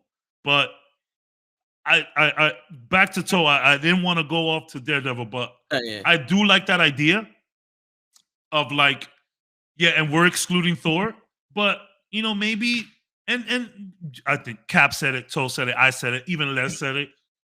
Things were definitely weird from the beginning of this phase. There was COVID stuff and a lot of things were weird. Maybe this was just a transition period that they wanted to just here, take a bunch of shit while we figure it out. And now they get a little bit more serious again. I don't know. Thing.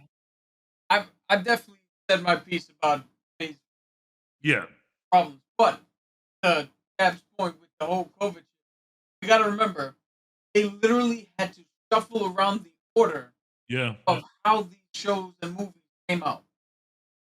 If they had come out originally as planned, maybe we're seeing the through line. But it's hard to see a through line when this piece is now this piece, and then this. It's like Hulk explaining your past now becomes your future. Blah blah blah. It's hard to see. And, you know, to be honest with you, also, when they got everybody back, it kind of was like a stress relief type shit. Because if you notice, a lot of these characters now have this fuck it vibe. Like the only character that didn't have a fuck it, you know, it's whatever, you know, I'm chilling vibe was Spider-Man. All of Spider-Man was shit, I fucked up, I need to fix it. Where like Doctor Strange, when you know the Multiverse of Madness, never once was he like shit, I fucked up. It's always like, oh well, you know, we're in another universe. There's got to be another me over here. It's easy. We'll fix it. We'll fix this. We'll fix that because the snap and the Infinity Rings, we fix that. We can fix anything. And I think that's the type of mentality the characters need to have for when they fail, for when Kang comes. Yes. Because they definitely need that point where it's like, we're up here thinking that we're the shit and nothing can phase us, and then someone up here comes up and goes, and sweeps the leg. Somebody comes and sweeps the leg. Yeah. Speaking to that point, good point. For anybody who wants to know why getting two Avengers films, but down the pipe and not one coming up sooner, Kevin Feige has confirmed there are no Avengers at this point in the Yeah. The Avengers has disbanded. There's no Avengers, leading into why I think the Thunderbolts are being formed and are going to take over. And we get a Thunderbolts movie where normally we get an Avengers movie. Yeah, 100%. And things had to be shuffled around and reshoots, and maybe things would have been a little cooler with America Chavez if we would have seen her first in Strange, and she was the one that called in the other Peters, which was the original plan. And you know, maybe the Wish stuff would have been a little better. I saw the explaining of the Wish. I saw the post credit, that extra scene, and you know what it gave me? Have you guys? I'm pretty sure you guys seen The Craft, right? Yeah. So you remember that spell, by the power of 3, make them see? Yeah. That's the vibe that I got from this spell. I don't necessarily think it's like an erase spell. It's like, yo, just whenever you see Peter, just don't worry about it. There's like all of his pictures had like a bird in the way, or like he's like turned backwards, which so what the spell did was any paper record is gone. Because that's why he had to get a GED. They don't have a record of him in school. But any physical memory of like a physical picture, he face is distorted or blocked or turned away, like Cap said, or any memory of him, you remember. Like if we were in a group, I remember Cabs being there. I remember Toby being there. I was there. Who the fuck was that other guy? Yeah. Anybody remember who that other guy was? Was there another guy? That's how they remember him. Yeah. Which, whatever. But like, so yeah, maybe this COVID stuff really did mess things up more than they let off. I still don't want to excuse them for a lot of the things that happened this phase, but if we could just get right back to business, if Wakanda Forever does what Wakanda Forever is supposed to do, and we could just get right back on track, like, hey, sorry, we needed to explain the multiverse to you. Unfortunately, one of the most difficult things to do in our entire journey just happened to come at a time where the world was going through one of its most difficult times that it's seen. Like, But Thanos actually snapped half the fucking. yeah, like legit, like, what is when media becomes reality? It's like Thanos snapped and we went into COVID. It's crazy. I mean, it was 2019, but yeah, 2020, like, the funny thing is, I had a friend, I work in the travel industry. I had a friend who went to China November 2019, comes back October 2019, comes back with the craziest cold ever, and bro demolishes our entire floor. Bro, my vice president at the time, the vice president of sales at the time, was writing emails to people like, guys, I can't have you calling out. This was way before work from home was even a thing. This is 2019. He was buying emergency packs. He was buying NyQuil and just putting it on people's desks. Like, I need you guys to take calls. And I promise you on everything, we had a corona outbreak in the job and we just didn't know it. Some people were fucked. I had a homie that sat next to me. I'm not trying to say no names. This kid had to go home for the week. My dude was KO. Like, I called him. I heard him in his voice. Yo, I don't know what the fuck. This flu is crazy. It was COVID. It had to be. The way our floor got demolished, no doubt in my mind that's COVID. Yeah, man. Yeah, bro, I swear to God, it's funny. I didn't get it. I was dousing myself in Let me hand guess. sanitizer. Ice cream and fucking and chips and hot toddies. I'm on one hand. Son, every time I would, so I even before hand sanitizer was a thing, I'm addicted to hand sanitizer. I like my hands clean, especially after like eating, you dapping people up. Sometimes people put their barbecue sauce on their hand or your hand. I'm typing all day. It's sticky. I don't like my hands to be sticky. If you want to torture me, tie me up and dip my hands into dish grease. I will give you any information you want. Anything you want. Don't tell me secrets, because if they put my hands in grease and that nasty dishwater grease, so I'm Kevin, constantly. If you see the little fucking jigsaw puppet, run, bro. I know exactly what trap you're gonna get. Bruh, I already know. They're coming for me. But look, your son, so like every time I sanitize, I would sanitize and I'd do one of these. My mom always told me, put a little under your eye, put a little in your nose, and then just boom. Say, yo, you got a beard. Mad bacteria here, bro. It's like, look, it might not be great for your beard hair, but clean that shit up. So people will always make fun of me that I'm here, that yo, why you freaking take a shower in with hand sanitizer? I'm like, yo, entry points, bro. Entry points. Trying to clean all of it up. And then when the floor gets ravaged, you see everybody fucking, yo, do what John does. Do what Cabrera does.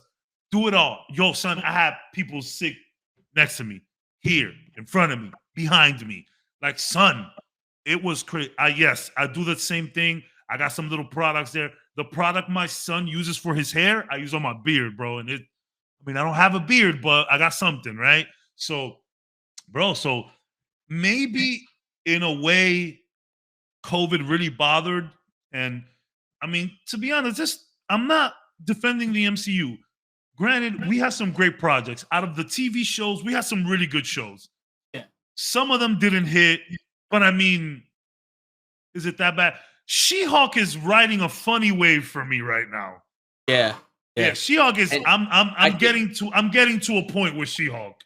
I think it's because it's a half hour long. I think so too. I don't think. Well, maybe for you it's a half hour thing. For me, I don't understand it.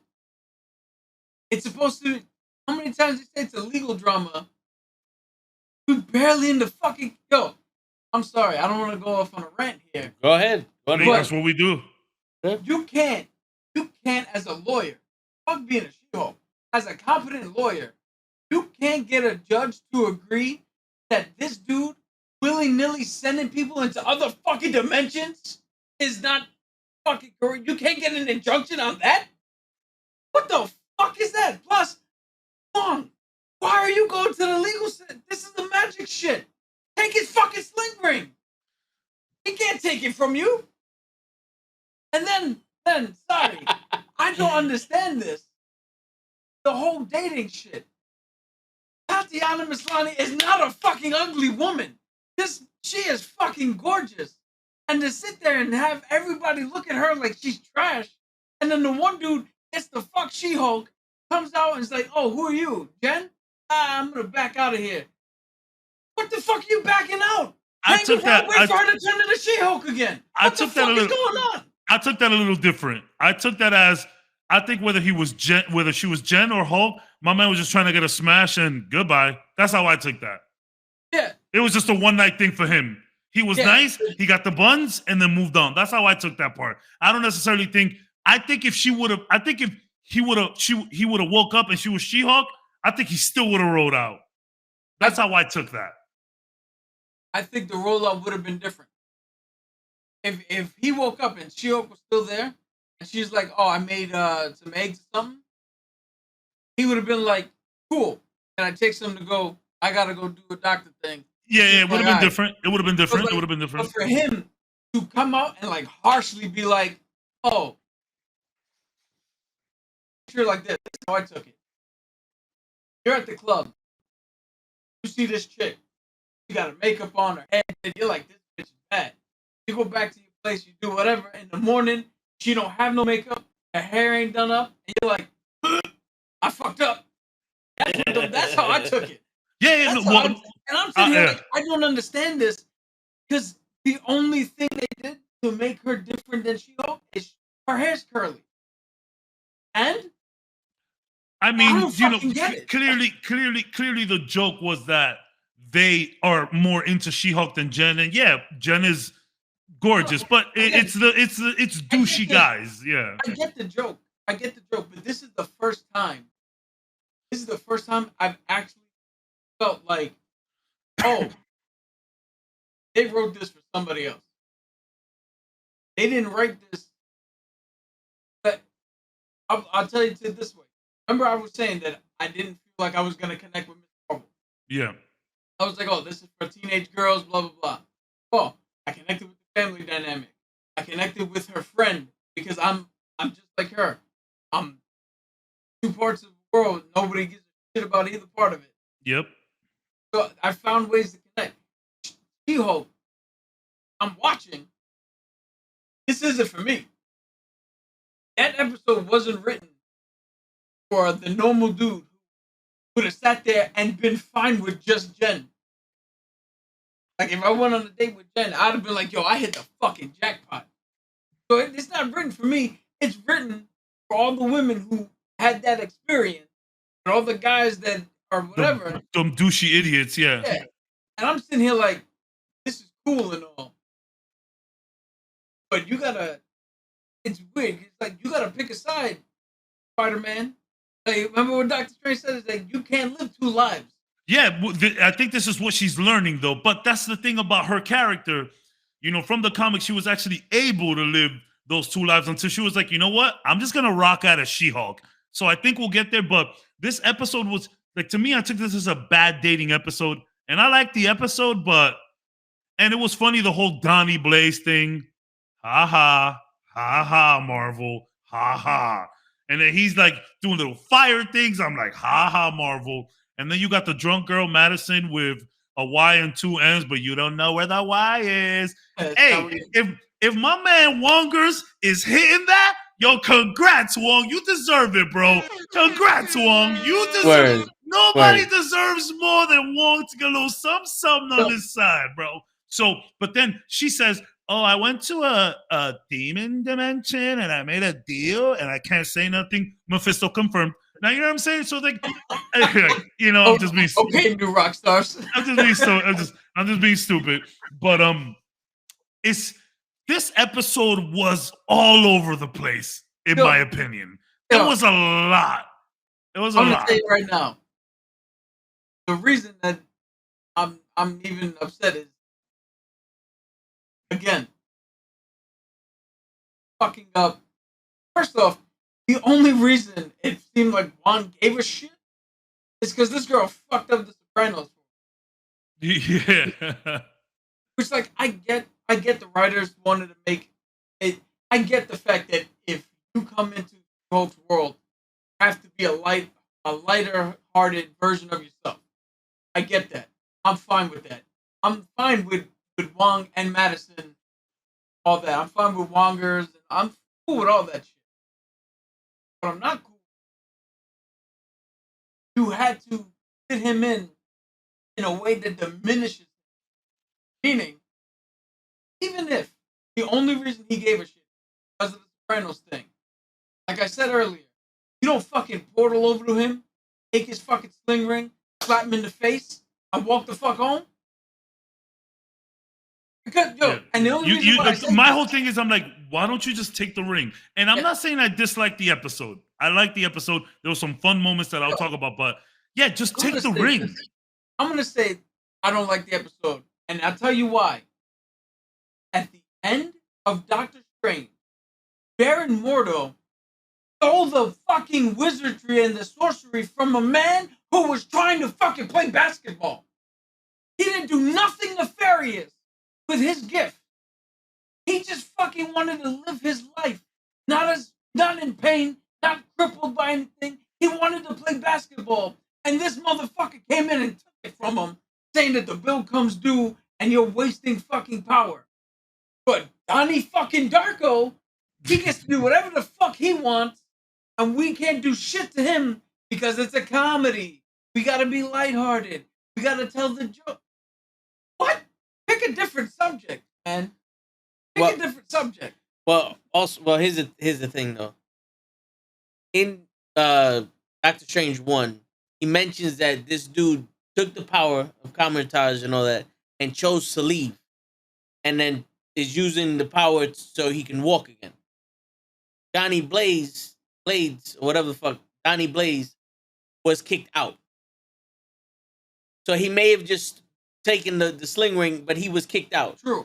But to my point is, if Baron Mordo's out there trying to stop all these things, what's worse? The motherfucker playing basketball or the motherfucker sending people to Goat Dimension? Like, that's the thing about Mordo, right? Where it's like, you know, obviously he had lost his shit at the end of Doctor Strange. He's like, too many wizards, and we didn't see where that went in Multiverse of Madness, and I'm not saying we're gonna see here.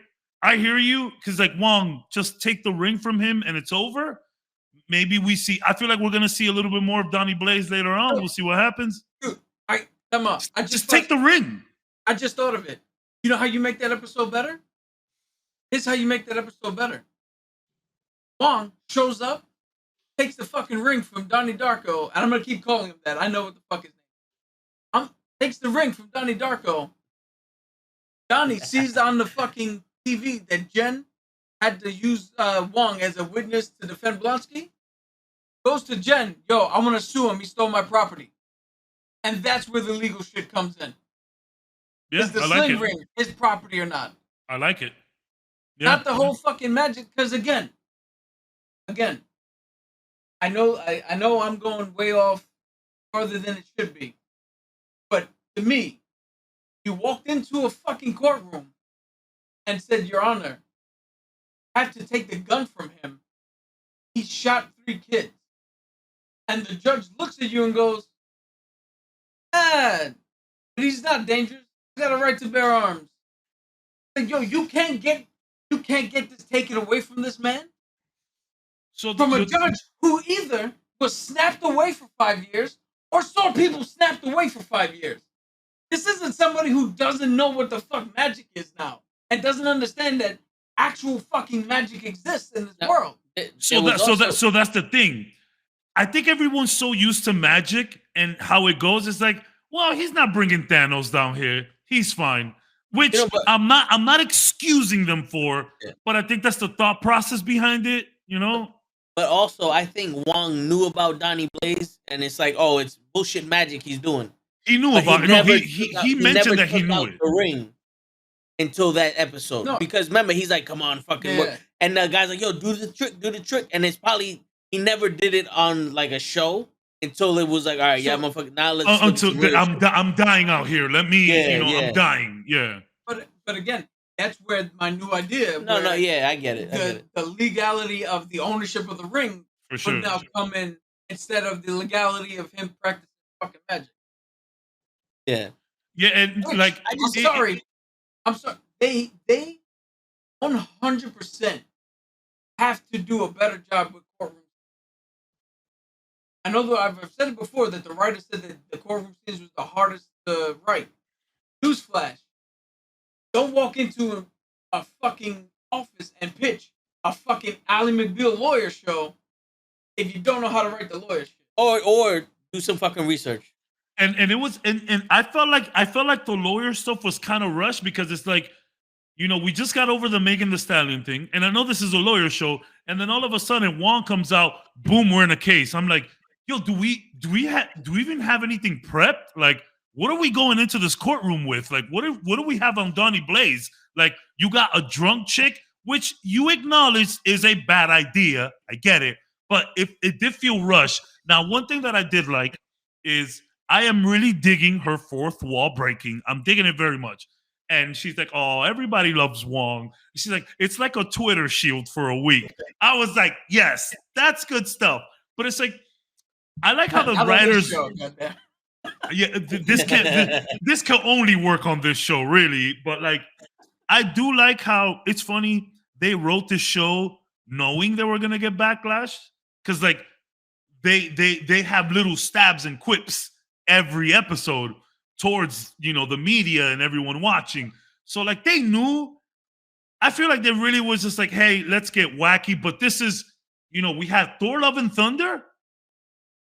You're going in that direction, pull it back. And then everybody's like waiting for, you know, Charlie to show up, for Daredevil to show up. And it's like, bro, we have 4 episodes left. And when we see him, she has her outfit on already. So like he's coming out.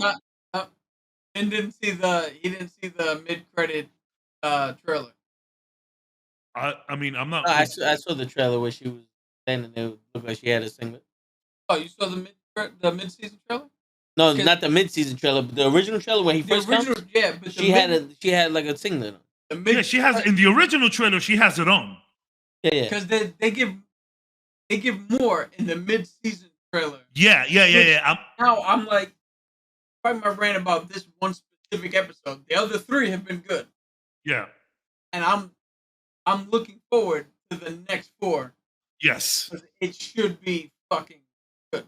So like we have 4. That's what I'm saying. We have 4 episodes, but the first trailer where we first see Daredevil, like where the car is in front of her and he flips in, like she has her outfit already. So it's like, you know, time's a ticking, guys. Like, can we get there? Everybody's like just hoping that Charlie is gonna fix this. I saw the trailer. I am excited, and I'm not gonna say anything else. But this episode was the most filler out of all of them. Yeah. My opinion. I honestly think that I think that writers of the show have done themselves a disservice because they're trying to put out a message, albeit a viable message to put out and one that has been put out other places. Not an uncommon thing nowadays, right? But they're trying to send a message, but they picked the one character that maybe didn't need this message, and allows for other characters to come in. Because this show, if I'm right, this show is about to get Boba Fetted. And what I mean by that is, the book of Boba Fett was until it became Mandalorian 2.5. And Mando showed up, and we went on his journey, and then we saw Luke, and then Mando came in for the finale, and those episodes were fucking amazing. And I think this show is going to be, the first 3 were good, fourth one was and then Daredevil showed up, and now this show's good, but not because of She-Hulk, but because of other characters that came in. And I think they did themselves a disservice by trying to put weird messaging in it when they should have just took the character and made this show. They should have took the character and worked on making the character strong enough. And when the other people show in, like, I get you want to poke fun and jabs, like Cap said. But for She-Hulk to turn around and go, we got Wong here. It's like Twitter armor. You just told me that the purpose of this episode is to focus on Wong. Not to focus on you. This is your show. But we're supposed to focus on Wong. Where they should have made her strong enough as a character, like she is in the comics, that Wong coming in and everybody else, we're not sitting here anticipating, who's going to show up next. We're looking at the next episode. If somebody shows up, she's got this hand. Like, I hear you. We're looking not for who's going to show up, but how these people are going to fit into her story. And the way you would fix it, in my opinion, is to make it 45 minutes to an hour long episode. Because the way I saw this was, think about this. You have her breaking the fourth wall, being, the comedy act and all that other shit. But what does the best comedies have? Moments of seriousness. So if she would have been serious as a lawyer, like on some fucking Law and Order type shit, where the courtrooms would get heavy, but she's fucking like, oh no. I'm a funny person. Like, I do all this other shit. I go date and all that, but you don't fuck up my law. Like, I am a lawyer, and that's like they put so much emphasis. Yeah, they put so much emphasis on it, where it's like, oh no, this is a law show. It's like Kobe Bryant going, oh yeah, I'm funny and all that other shit, but I'm a basketball player. We don't fuck around on the court. In the courtroom, we don't fuck around here. This is serious shit. If they would have made the serious, the seriousness in the courtroom, and then you had this half hour of comedy shit, and then maybe 15 minutes of the serious courtroom shit, it shows, one, she's a strong individual. And she knows what the fuck she's doing. Because right now, all I'm seeing is a bunch of Thors. A bunch of Thors walking around here, playing these games, winging it. And I'm sorry, if you're my lawyer, I don't want you winging it.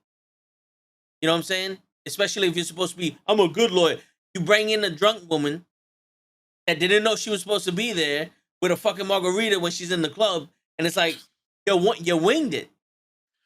That and Madison is so comfortable traveling through portals. Yeah. She's so comfortable about it. So,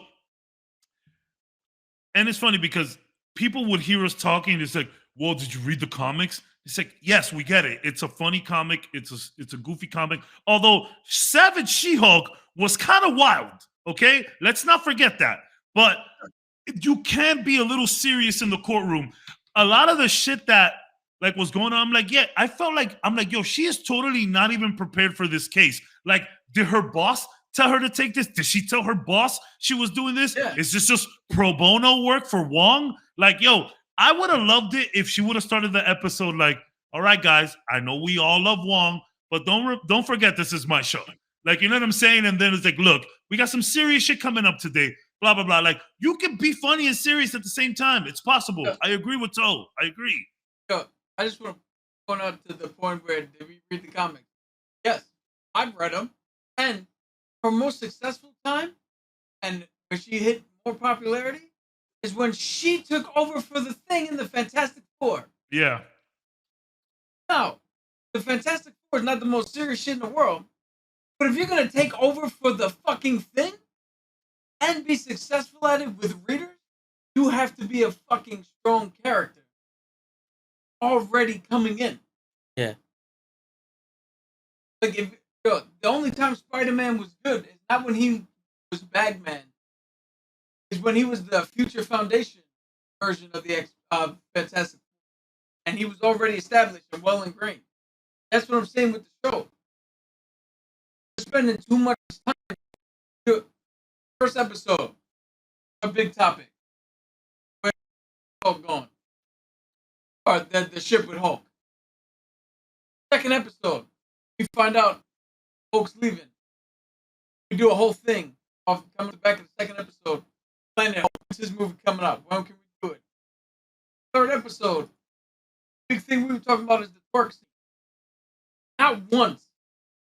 Fourth episode, we're talking about Donnie fucking Blaze and Madison with a Y. And now, one time have we actually sat up here and a whole discussion about the episode was about She-Hulk. Yeah. It's her show, ladies and gentlemen. Yeah. It really is. I mean, they said that it's not a cameo show, knowing that it's a cameo show, but damn, you're really making this a cameo show. Like, do we get, like, I am interested in learning a little bit more about She-Hulk. Like, I want to see more of her. Like, I want to see her in the courtroom. And like, yeah, Wongers and all of this shit is cool, but like, yeah, let's get some Jen in there.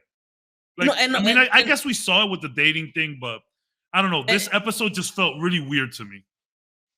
And also it's kind of like, you know, if nothing is serious in the show, then how are we supposed to, you know? Yeah, then we can't take anything you do. Yeah, you know, like I can. If you're gonna do She-Hulk and Jennifer, then it has to be some kind of battle. It can't be Bruce and the Hulk because that's a different thing. But it could be where Jennifer doesn't have a social life, right? That's what they're showing. But then She-Hulk gets jumped into this whole social life, and what they don't realize is that her Hulk is not rage, it's confidence. Which is a good message. Where now She-Hulk is overconfident. And she has to channel that confidence back a little with the She-Hulk, because She-Hulk gets her in trouble. She goes out with the wrong guy. She, you know, oversteps her boundaries at work. You know, like she does, you know what I'm saying? Where it's like, we need something that's going to be like, you were good enough the way you were, but now you're over too much, you know? Like, imagine you would have seen an email that said, hey, Jen, I understand you're excited. Hey, She-Hulk, I understand you're excited, but please refrain from dancing in your office. Like, you know what I'm saying? Like, that would have been fun. Yeah. Now, here's the entire crux of my fucking problem. Joe just said that eloquently. Beautiful. Season trailer? Kind of leaning into what the fuck he just said. We're 4 episodes into this bitch. Now we're doing this? Yeah. Why make it 9 episodes? Could have made it 6. Could have made it 6. Could have made it 6 for an hour. Could have made it 6 an hour a piece, in my opinion. I've been said that from the very fucking beginning. I dig the hour episodes. I dig the hour episodes too. Yeah. And maybe it's a cop out, but I think the hour episode, like, yo, the other day I came and, you know, I watched football first before watching She-Hulk. Okay, WandaVision was 2021, right? Yes. Yeah. And we had Hawkeye in November. Yeah. I get it. I get that it was Wednesday. It being Thursday now, and with Thursday night football, so this is unfair, but... What? Yeah, Wanda might have been 2020. No. It couldn't have been during COVID. No way. It was 2021. It had to be. Because with I'm pretty sure it was 2021. Yeah, so we got WandaVision, Loki, Cap, and the Winter Soldier, and Hawkeye all in the same year? It was like back to back. It was back to back, and then it was back to back, and then we had a break until Hawkeye, which was in November. Yeah, them shits was back to back. It was WandaVision, then Cap, then Loki. Boom, boom, boom. And then we had Hawkeye. How does that feel like so long ago? Because there's so much Marvel happening in between all of that too. Then The beginning of 2022. Then we had Moon Knight in March 2022. Yeah, Google that. Google. Was it like I think it was January that this shit started? It could have been December of 2020. Oh, January 2021. Yeah, so it was like a Very full year. beginning. It was like a full year of and then you Of had all the shows. movies. Yeah. And then this year we had Moon Knight that started in March. Then we had Miss Marvel that started in June, and now we're doing She-Hulk in August. Yeah, so let's get to the episodes. I thought the Wong gotta stop putting stuff in that ice planet. That shit gotta be that shit gotta be full of bad stuff. Anything that Wong don't fuck with goes over there. That is crazy. Chill out, Wong. You don't know what you're saying. Your man sent just a bunch of demons there. He sent, was it the big dude from Thanos' squad. Yeah, man. Like he's sending everybody with a chill. But yeah, it was a weird episode. I do like the Wong and Madison connection. I hope my man Wong gets to, there's funny. She's like, "Do you have any yak milk? Like, do you still have yak milk? Like, what? It's weird, but I like it. I'm okay with it. I'm cool with all that shit. It's just the whole. They're losing focus. They're losing focus. Yeah. I think they're losing focus. So it's like, and I think that's because, from what I read, the first 2 episodes were written by one person, and these last 2 have been written by somebody else. Oh, that makes so much sense then, yeah. So if it's not one person writing these things, it can get a little bit mixed match because you have, this is the story I want to tell. This is the story I want to tell. And yeah. The whole piece of shit. Wong needs to drip his Wong brother. I don't know what that means, Fresh. I don't either. I think that's a sex thing. Yeah. But I'm down. It could have been the Wong one. Hey.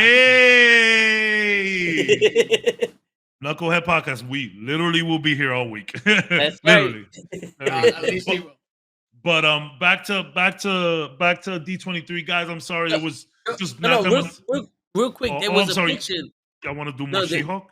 No. I had something for D23. There was a picture that Cap showed me where they had the cast for Fantastic Four, and they had Henry Cavill as Dr. Doom.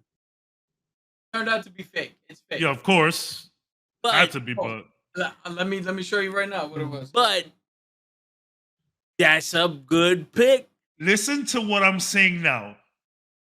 Henry Cavill is the type of actor that I don't think he needs to previously be into something for him to work it out. He is going to get the role. He's going to read everything associated with that role, and he's going to knock it out of the park. I am that confident in Henry Cavill in, comic book and geeky culture stuff. Okay. Put Henry Cavill for anything you want in the MCU. I'm there. Love that guy.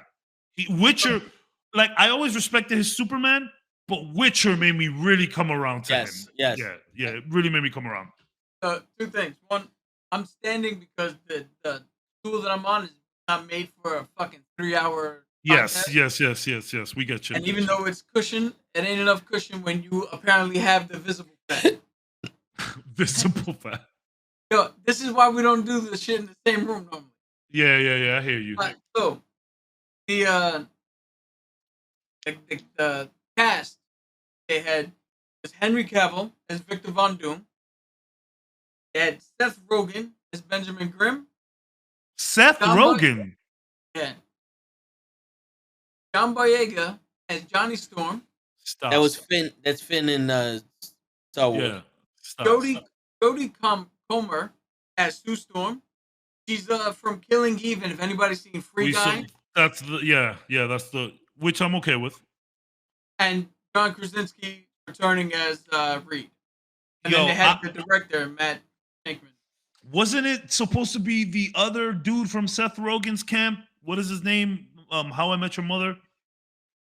Jason Segel. Yeah, wasn't that supposed to be Ben Grimm? He was rumored, but this is why we're straying off and not directly saying anything about D23. Is they didn't really give us shit to say.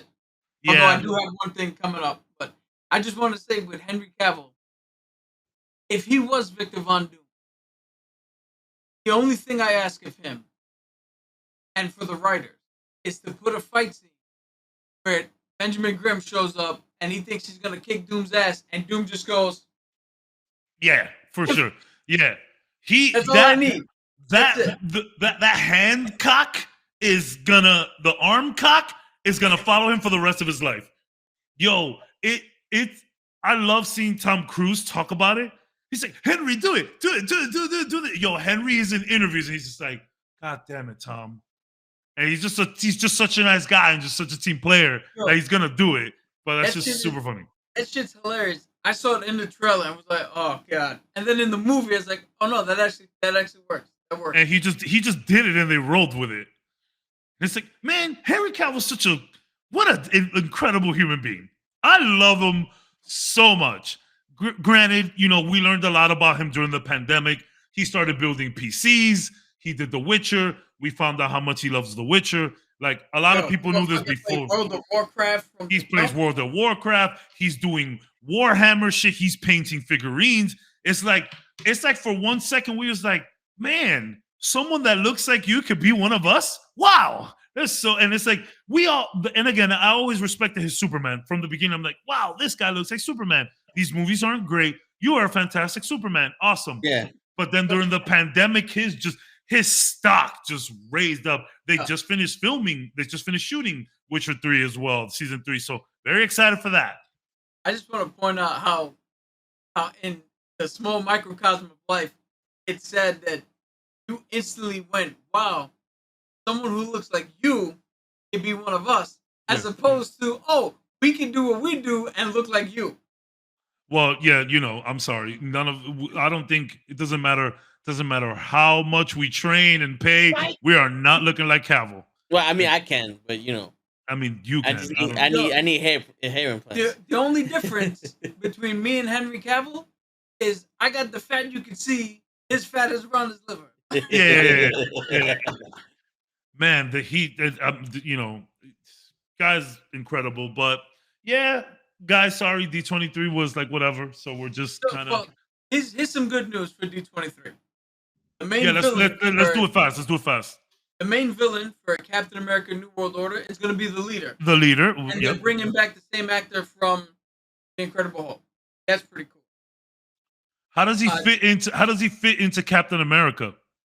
Oh, perfectly. If they do.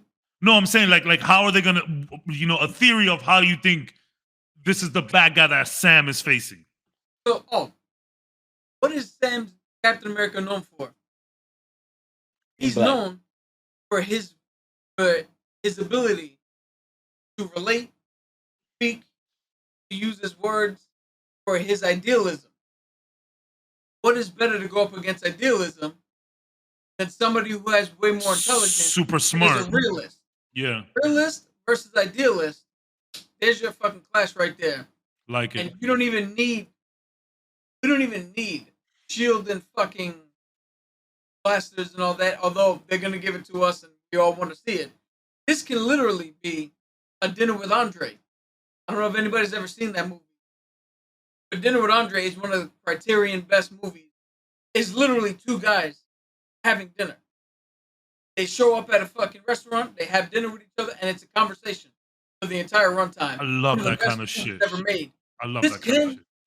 This can be that movie with the leader thinking he's smarter than Sam, and Sam going, your intelligence is not as useful as my emotional intelligence, my rationalization. Like you're too calculated. Where I am stepping out of the box of numbers and equations and things, the way things need to be. This is how they should be. Yeah, I like it. I like it. The conversation literally is the leader turning around and going, hey, your compassion makes you weak. And Sam turning around and going, well, your lack of compassion makes you incomplete. Yep. So who's right? was wrong. I think that's the best way. Yep. It's the best villain you could have given Sam. Is somebody who, and again, if they do it correctly, who's not afraid to come at him in a smart way and not brute force. Yep. Which is to be honest, Cap, original Cap is, he has some smarts and intellect there, but his thing is, let's throw the shield. Let's throw the shield.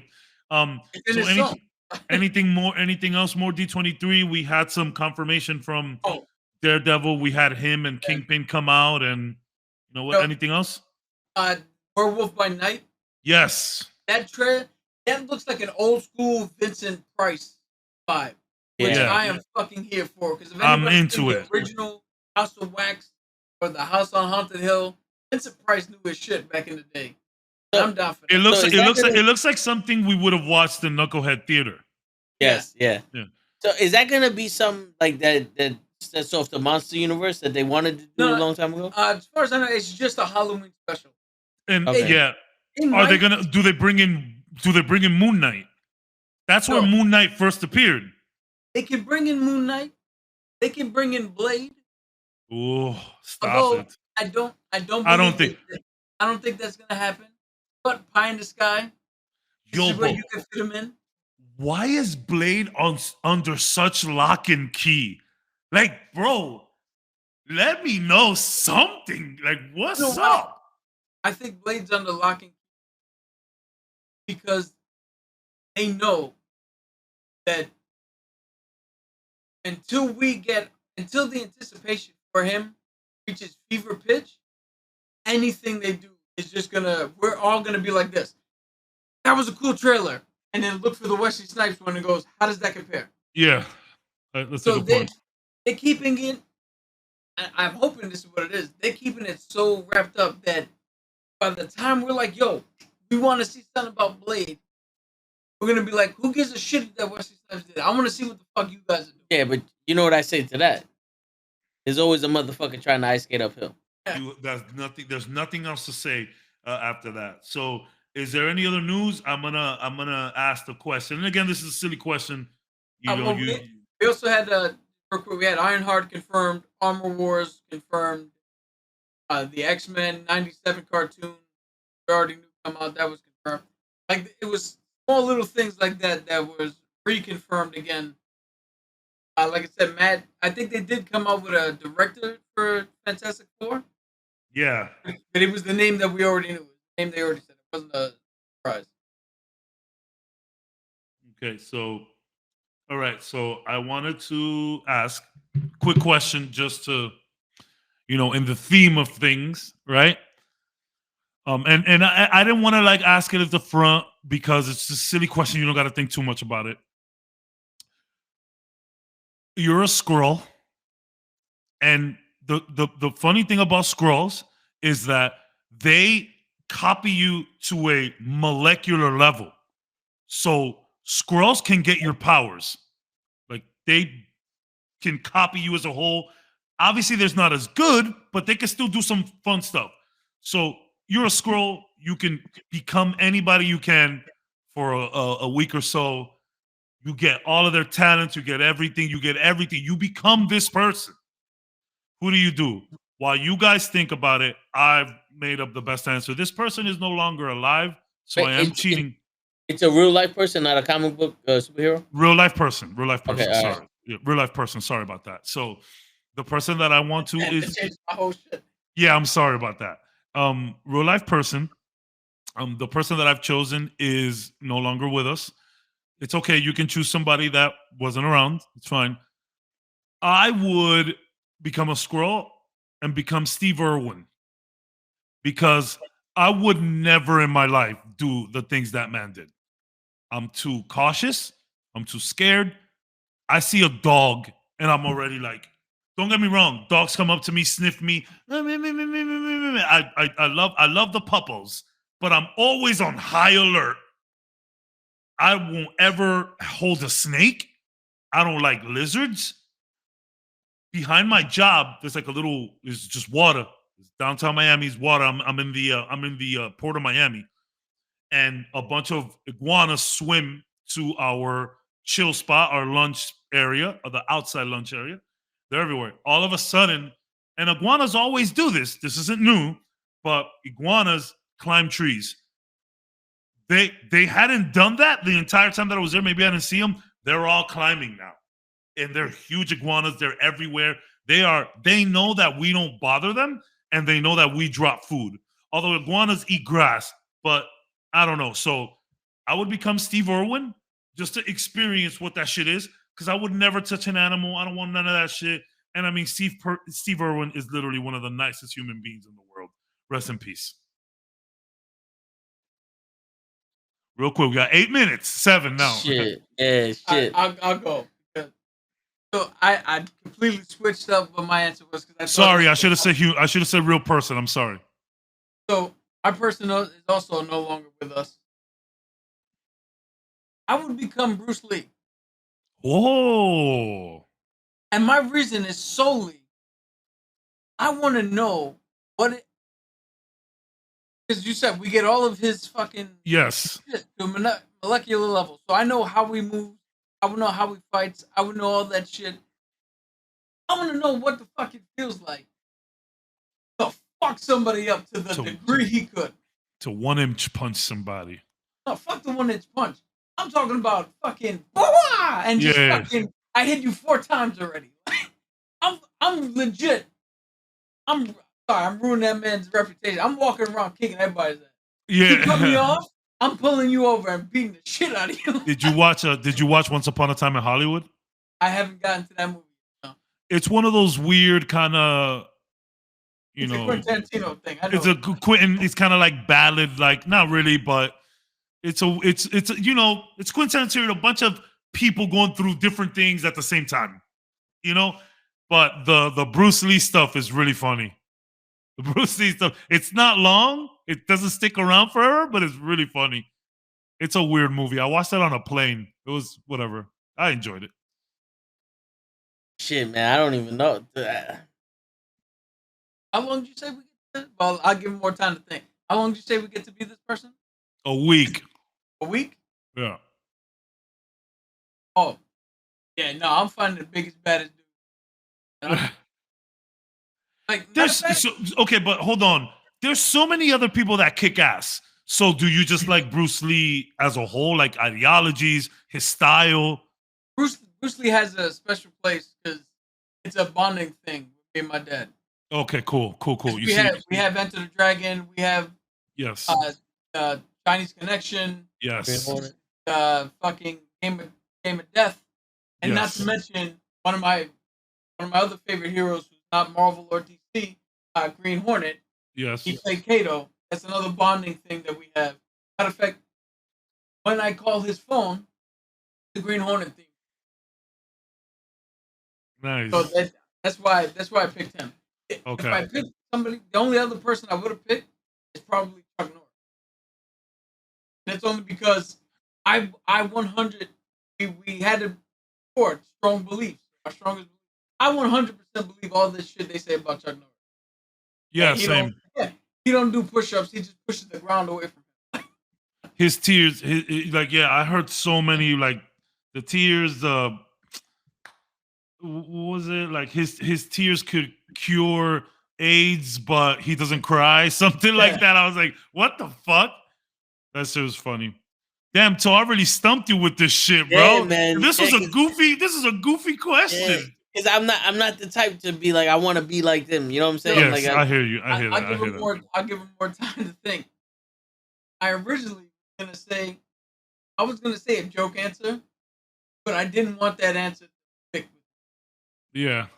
Because I originally was gonna say Leonardo DiCaprio, because for some reason people motherfuckers keep telling me I look similar to him. I see it. No, you don't. I do. You don't fucking see it. I see it. It's right there. Yeah. I can do that too. Maybe an athlete, so maybe an athlete. Yeah, Ben right now is doing this mentally. Maybe you could be CT. I mean, you could be CT Fletcher for a day, for a week. I'm trying to think, and my brain is just like, well, do it live. Fuck it. You know what I'm saying? Be a comedian. I give him one more. I give one more round for him to think. Can I say an answer? Robin Williams. Okay. Robin Williams. Just because that motherfucker was hilarious, but I kind of want to know what was happening with him. Damn, that's deep. That's deep, son. That's the one question I always has. Like, this is the one dude that he's hilarious and makes everybody's he makes everybody's life better, and he died of depression. Like, he killed him. Like, I want to know what happened there. And even some of the shit that he spoke when he's just like off cam and just being caught candid was like so positive and happy. Like what he used to say about his wife, some of the most beautiful shit in the world. Like women wish their men spoke to them like that nowadays. Cause he's not like corny, he's not like old school about it. It's just real. Like, you know, I just look at her and she's incredible. Like, yeah, that's a real good question. So like, damn, what the hell happened? Yeah. They say if you're down and depressed and you don't know why, try to make someone else feel good.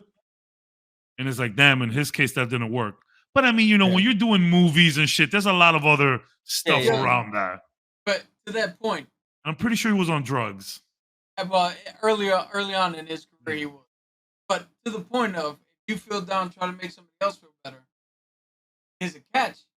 When only try to make other people feel better, and you don't turn that shit inward from time to time. Exactly. So like, yes, try to do nice things for other people, try to make them feel better, but also when you see that smile, remember you caused that smile. Just remember that. That's the important part. If you look at almost any interview that Robin's ever given, I've never seen him give an interview where he just sat down, like, asked the question, responded, asked the question. He's normal guy. He's never took anything serious. He was always on. He never turned off. And it could have been a thing where it's like the Ellen thing.